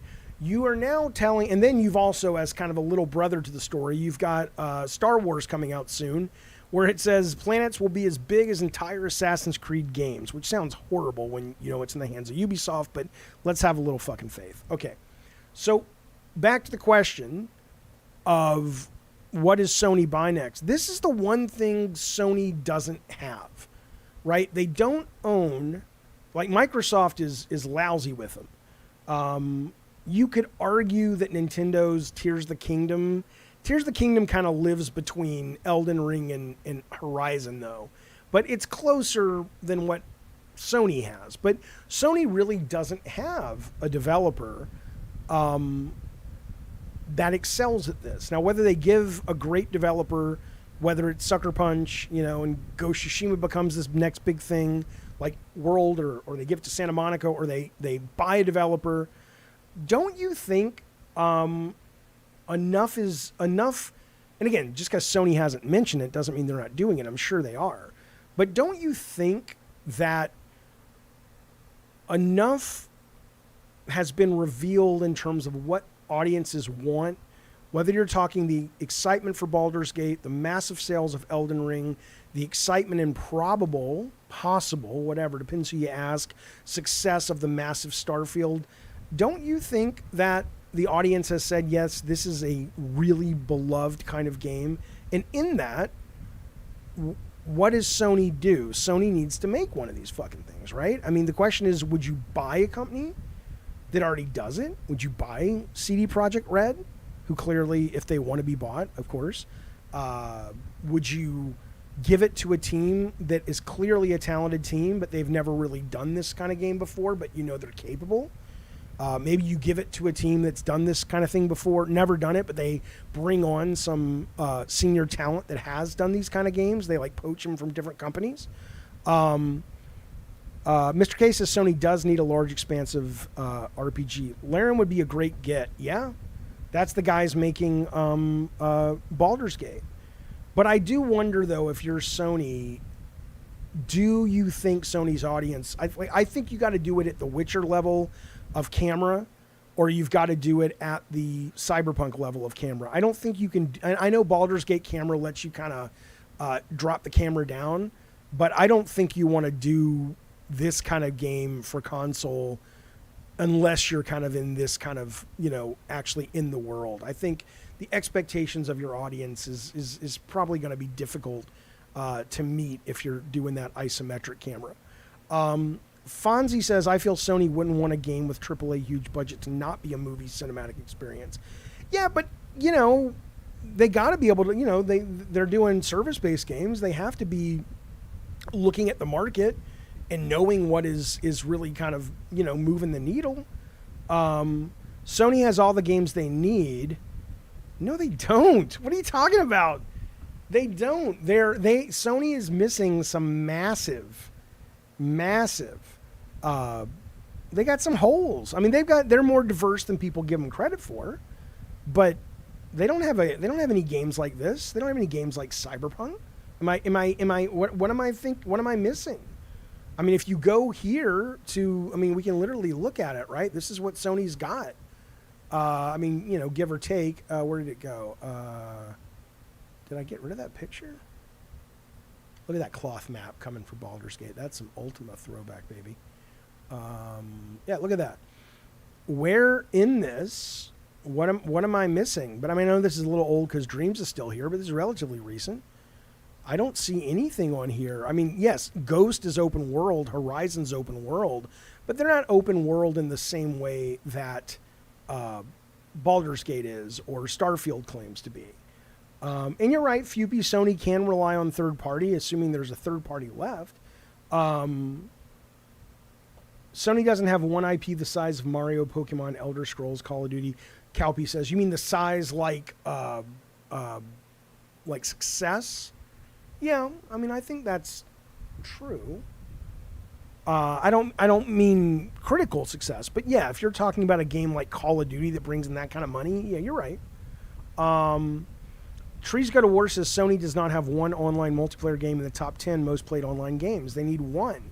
Well, they are trying to do that. To their credit, they apparently have 10 of these in production. Sony has old IP they can revive, says Madman. I don't think the issue with Sony right now is a lack of creativity going, we'd love to make a first-person open world game, but we can't think of any ideas. Don't worry, fellas. Remember Resistance? I don't think that's their issue. Their issue is, they need to feel that they've got the right idea and the right team to make what they want to make that's going to be viable. What console game is top 10 online? You can actually go look. I think last month was Fortnite. Here, I'll just show you. Here, PlayStation top 10 online or free to play, I think is what they have it listed as. I'll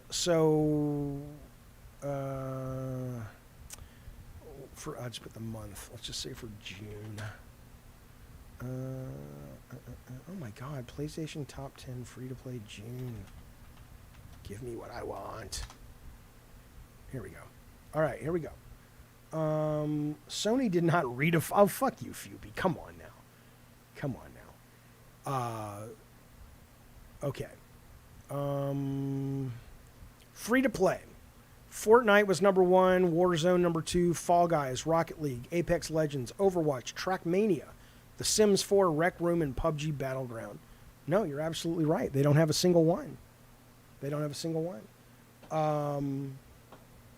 Which, again, they know. It's not like they're sitting around going, what do you think we need to get ourselves in this game to service? They know.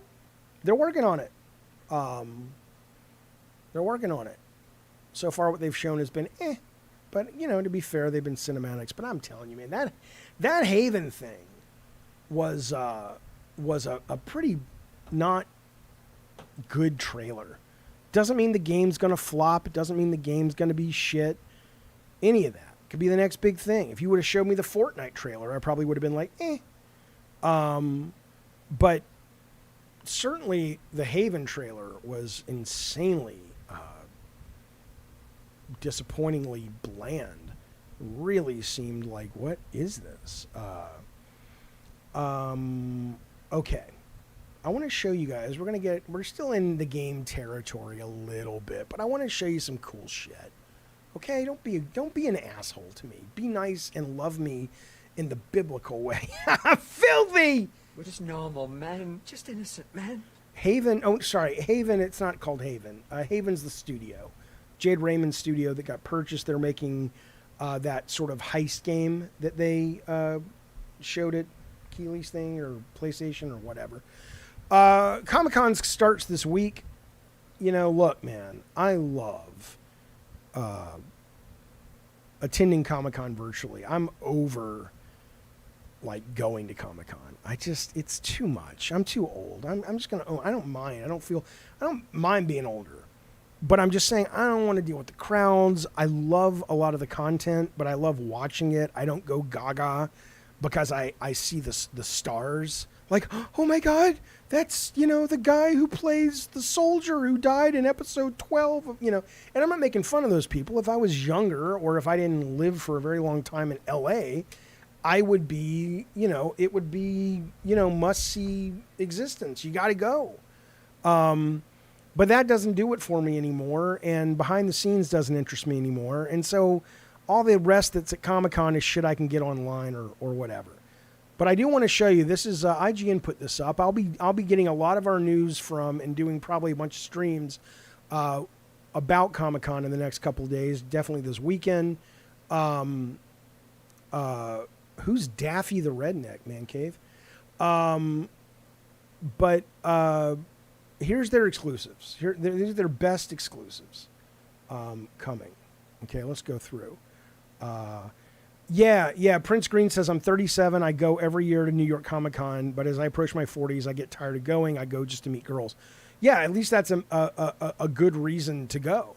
But, and again, Comic-Con, if you've not been, it's worth it. If you're a fan, but know what you're getting into. And it's at this point, it feels I can get more of it at home. Right. Beagle Boy says, I live in the middle of nowhere. Comic-Con sounds interesting. Right. 100%. Yeah, absolutely. I get that. What do you think about the latest Marvel Snap updates? Community is really up in arms over the reward system. Seems like yet another example of a live service game exploiting its users. I haven't really had any problems with it. I mean, they've let me go through this and then we'll ask me again, Matthew. I'll tell you what I think. But maybe I haven't experienced the real negative stuff. Mr. Orange said, yeah, I remember the story. The last Comic-Con I went to, I met the Green Ranger. He killed himself shortly after because of a woman. Yeah, didn't he bring a weapon into that Comic-Con? Like, he was already struggling with a bunch of he had a bunch of mental issues he was struggling with, tragically. Okay. Let's look at these. Okay, what do we got? Cowboy Bebop, whatever. It's cool, but what am I? I mean, I'm a grown-ass fucking man. Here's a poster. Even I used to think, I'm going to have a home filled with framed geek art. It's too much trouble. I don't care. You got to dust the fucking frames. Multiverse Batman. I don't really get into Dragon Ball. What is this? G.I. Joe series Philip Chuckles Provost. That's kind of cool. I've never seen that G.I. Joe character before. So you get he gets a beat up face. He gets brass knuckles, handcuffs, knife, glasses. It's kind of cool if you're into the G.I. Joe. Ravno says, I have framed geek art, you lazy turd. I'm not saying it's not nice. I don't even have a USC degree. I don't have, just don't, hang on. It's worth a fuck ton? What's worth a fuck ton? Oh, your framed art? Yeah, that's cool. I have art that's worth a lot. This I want, but I'm a huge Spielberg nerd. It's the first Spielberg action figure. That's pretty cool. Silver Surfer, unless I can put that on my car like as a, what do they call those things? The fucking hood ornament. Otherwise, I don't want it. Alex Ross, Marvel Bad Guys. That's pretty cool. He'll be there. Alex Ross. Two people I found that follow me that blew my mind. One is Alex Ross, one of the best artists, superhero artist ever. He's the first time I ever saw anybody creating art of characters that actually look like they're wearing costumes with the wrinkles and all that shit. It was just amazing to me. But he follows me. You know who else I found follows me? Because I was trying to figure out if I could monetize my Twitter. Because they're like, hey, if you get 5 million impressions a month, you can monetize it. You'll get a percentage of the ads that we get. I said, okay, let me go to this thing called, analytics.twitter.com or whatever it's called. And part of going there, it tells you every month who your biggest new follower is. And I'm like, John Cena follows me. So Dave Bautista blocked me. No clue why. Never had an interaction with the guy in my life. But Cena follows me, which I'm like, all right, I like Cena more than Bautista, although he did speak to the Chinese government bullshit, but whatever. All right, let's keep going. He-Man, 1/6 scale Prince Adam meme figure. That's pretty cool looking. That's from the meme, obviously. Spawn. That's a good looking Spawn. What do you think, Mutant Mo? Look at that goddamn thing. 7-inch scale action figure, $80. Entertainment Earth. This is a good looking Spawn figure. I'm not even a big. I mean, I like Spawn, but I don't follow Spawn at all anymore. But that's a cool looking character, man. That's awesome. How much is Spielberg? I want to say the Spielberg thing comes with. Let's see. Hang on. Prices to be determined. To be determined. Okay.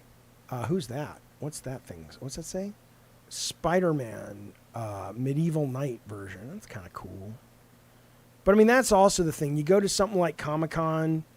It's just a bunch of. I mean, I hate being this guy. I really do, fellas. If you ever seriously consider getting into, I'm not a Zen person. I'm not a Buddhist. There's a lot to those definitions that I'm not. But if you ever consider even just bringing yourself into an interesting exploration of Eastern thought, Buddhist philosophy that is non-denominational, I look at this thing, I do this Shambhala is what it's called, at least the one I look at. The only negative, it's not really a negative, is that it will absolutely cure you of being impressed by a bunch of crap. So as nice as this looks, within a day, it's just something sitting on the shelf and you move on with your fucking life. You still got to pay your bills. You still got to, mend fences with friends you care about that you've dropped the ball with. It's just crap. So it's nice to look at and appreciate. I mean, but I don't, it just no longer has a hold on me, I guess. It's not hippie shit, you fuck stick. I don't care if you believe me or not. I like consuming things. I'm not judging you. I'm just saying that somewhere along the lines, I hit this threshold where I was just like, as cool as this stuff is, what am I going to do with it? It's just going to sit there. Like, I wonder, like, even Eddie Torres, right? Eddie Torres is just a crazy collector. Has an amazing collection from what I've seen online. Never actually seen his collection. But his stuff is like, it's mostly games, I guess. And so you can sell them or you can play them. I just kind of wonder about stuff like this. Like if you have, and I'm not judging, I'm really asking. Like, I think this is a really cool figure of Wolverine. Okay, looks great, looks cell shaded, all that shit. So let's say you have this, you have a nice case, you have a little diorama, it's got some nice lights coming on it, and it's, you've got a whole room of this or whatever.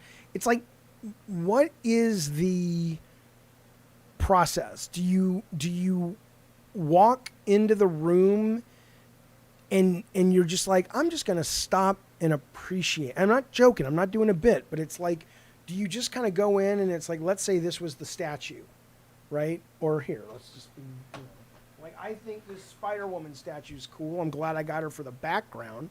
But if I wasn't doing a stream, like, what am I gonna do? What is the moment to moment action? Do you just kind of go, and again, I know it's like I'm making fun. I'm not. I'm curious. Like, is it like, oh, I get so much joy just looking at it? It's like I've seen it. I saw it online. Is that a thing that happens? Admire it the same way you admire the Atari box. Yeah, but that Atari box is on my wall because it was made for me based on a game that I worked on. And it's also part of the background. If I wasn't streaming, I would still be very grateful that it was sent to me. And I would, keep it nice, but it wouldn't be like on display. I'm just asking. I'm not judging. I just don't understand. Prince Green says, I believe most people get it as a sentimental value or a nostalgia trip back in time and for other people to share when they come into your home. Okay, that's fair. So Ravnos, you have a room for your stuff. Do you go into the room and you just look at it? It's like, oh, what are you doing in there, Ravnos? Oh, I'm just looking at this statue of Captain Kirk.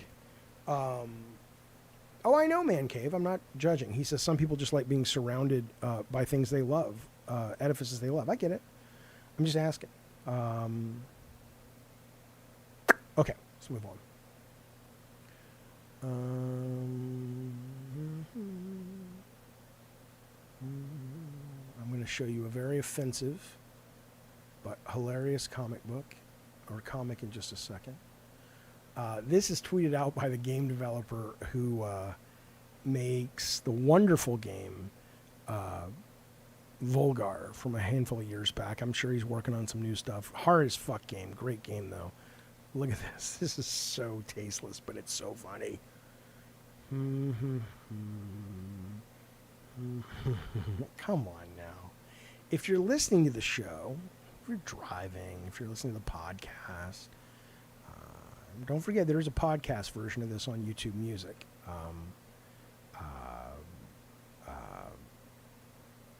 It's a guy rage quitting Volgar, this video game that's hard, and throwing his controller. The controller flies into a window and cracks the window. And then the camera pulls back to reveal that the window is the window in that sub that imploded. And the controller is that little shitty Logitech controller they were steering it with. And that's what actually caused the sub to collapse. Come on now. Hey, Fintazen, thank you for the super chat, buddy. He says, I collected figures for 30 years. It's a basement full of boxes now. That's way too much work to list and sell. A waste 100%. What were you getting out of that, Fintazen? What did it bring you when you were collecting? Like, was there a joy? Was there a compulsion? Yeah, I understand, Ravnos. It wasn't actually, the sub collapsing wasn't actually caused by the game controller, hitting the window. That's because you collected too much, says Prince. A few figures or a handful should be enough. That way you can keep it forever without taking up too much. Okay.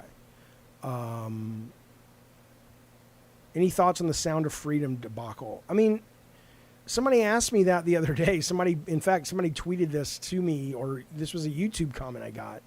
Oh, Finazin says, it brought me joy from being born too late for Star Wars. Fair enough. All right. Well, everybody changes. That's cool.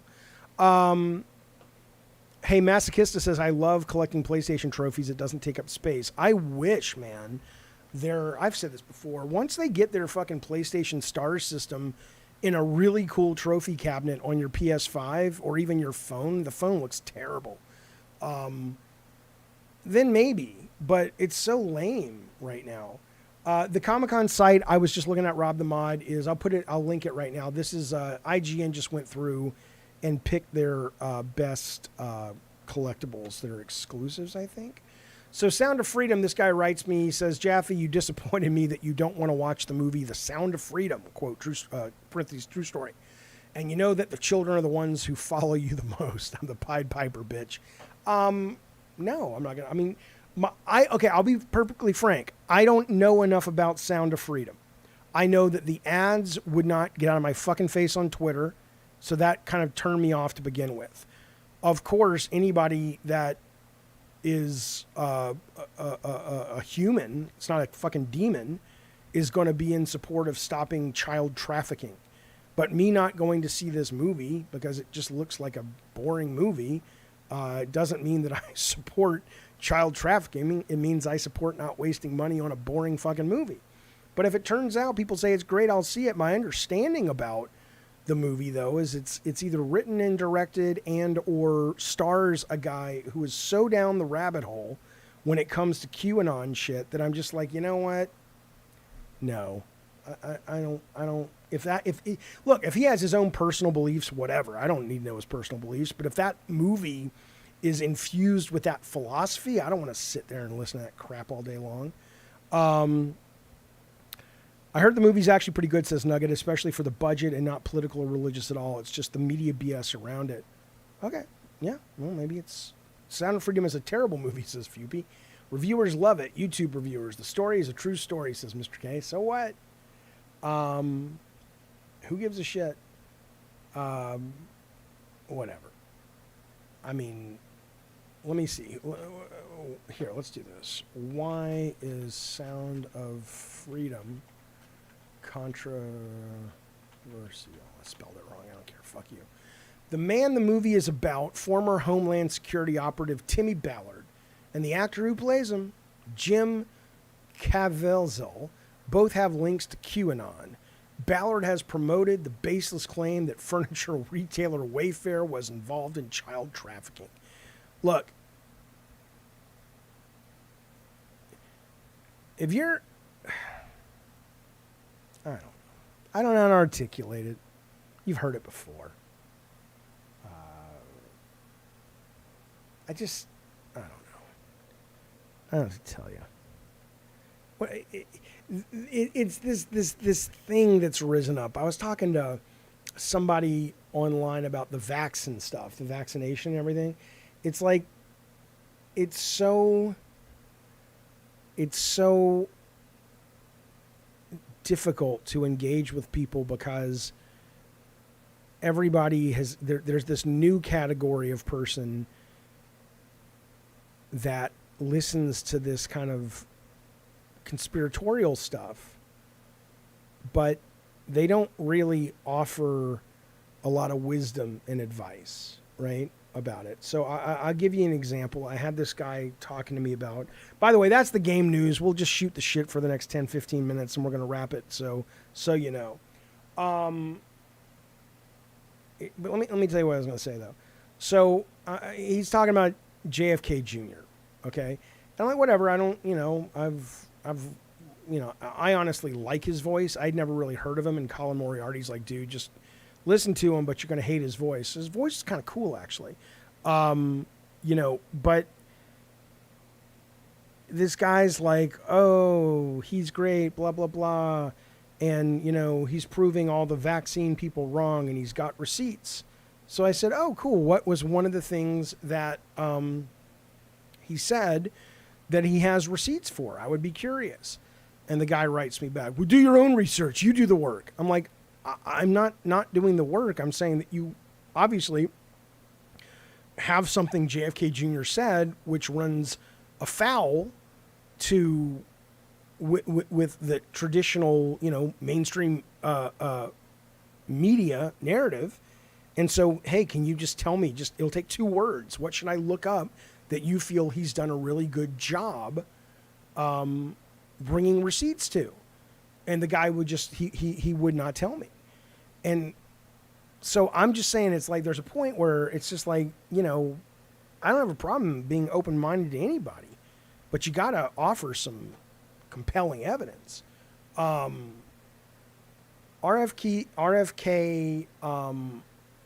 Jr., yeah, you guys are talking about what he said this weekend about the, I mean, you know, I watched the clip, and again, what I said in my tweet was JFK Jr., when he said what he said about COVID being produced to avoid Ashkenazi Jews and Chinese people, and part of a bigger effort of governments all over the world to create bioweapons that target specific races of people. He said it in a way that he was talking about people believe, and there's a study, and he's seen studies about this. Now, there's two things that could be. That could be that he is a nuanced thinker, and he isn't going to pre-chew your food for you, and he's literally saying, look, I didn't say I agree with it. I didn't say it's even real. I'm telling you that my research shows that they are working on bioweapons that target individual genetics or race genetics. And there are people that think it was done with COVID in this way. Or he's dog whistling, and he's basically saying what he thinks, but he knows he can't come right out and say it. And I said, okay, I don't know which one it is.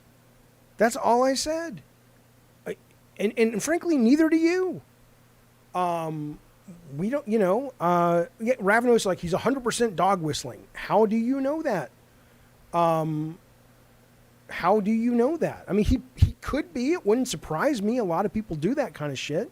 But maybe he's just maybe I'm a little sympathetic, because how many times have I gotten shit on because I've said something where I've carefully used language that has been designed to express an idea that's not so simple and pre-chewed in black and white.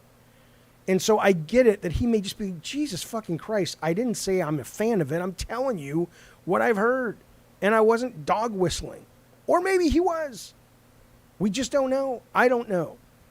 And so I just wish people, I don't know, why can't you all be more like me? That's what I want to know. Why can't you all stop just embrace not knowing and be okay with it? You don't know yet.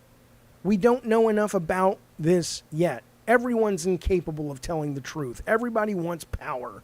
Everybody wants to succeed, and sometimes they'll say more than they should, and they'll do more than they should to get that.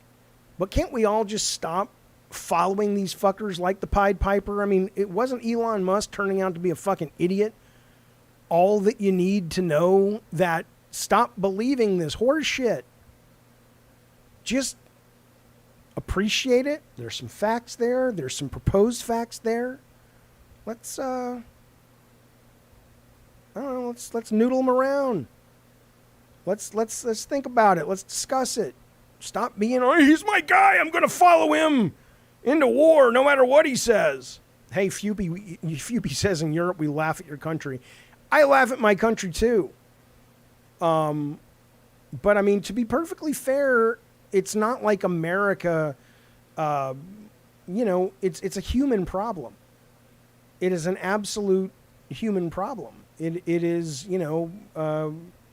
if you're not savvy to the media, and if you're not savvy to advertising, and if you're too fucking busy in the rat race that is capitalism,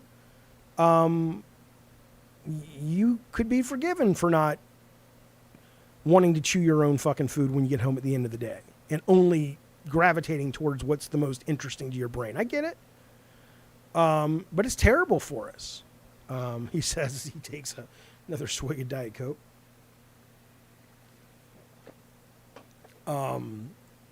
So Elon Musk is putting a gigafactory in my city. He has become a god. Yeah, I just, I mean, him alone should wake people up from turning these people into anything other than just people. They don't know. I mean, it's just stupid. Fellas.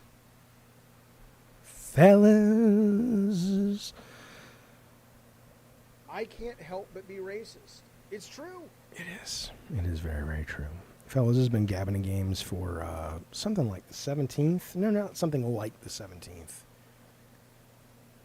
It is the 17th of July. Thank you for being here with me. Thank you for the new members. Thank you for the super chats, fellas. I appreciate that. Tomorrow we'll be back with another Gabbing Games around 2 o'clock, give or take.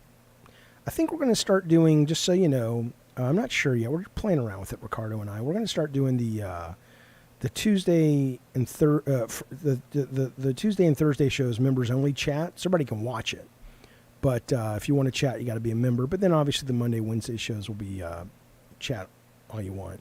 Oh, Flash is tonight on demand. Oh, well, maybe I'll give that a watch. Depends. We have some plans, but I'm not sure what's going to happen. All right, my friends. Thank you so much for hanging out, spending some time with me. I will see you guys on the next show. Why bring it up unless it was a dog whistle? Why? But because they were, why wouldn't that be an important thing? Let's say what he's saying is not a dog whistle, but he's like, hey, this is kind of weird what I'm learning about. And if I'm president, I think it would be a really good idea to explore if we're actually making these kinds of weapons. I mean, I don't know the context of the conversation, but, you know, there would be lots of reasons to bring it up if that's sort of one of the things he wants to bring to government, which is sort of a necessity for these companies to answer for this shit. All right. Be well. See you soon. Bye. Oh, and Trey Trimble, thank you so much, by the way, for the brand new Gabbing Games kickoff screen. Look at that beautiful fucking thing. Talented motherfucker. You goddamn right. Thank you, buddy. I appreciate that, Trey. I'll see you guys soon. Bye, everyone.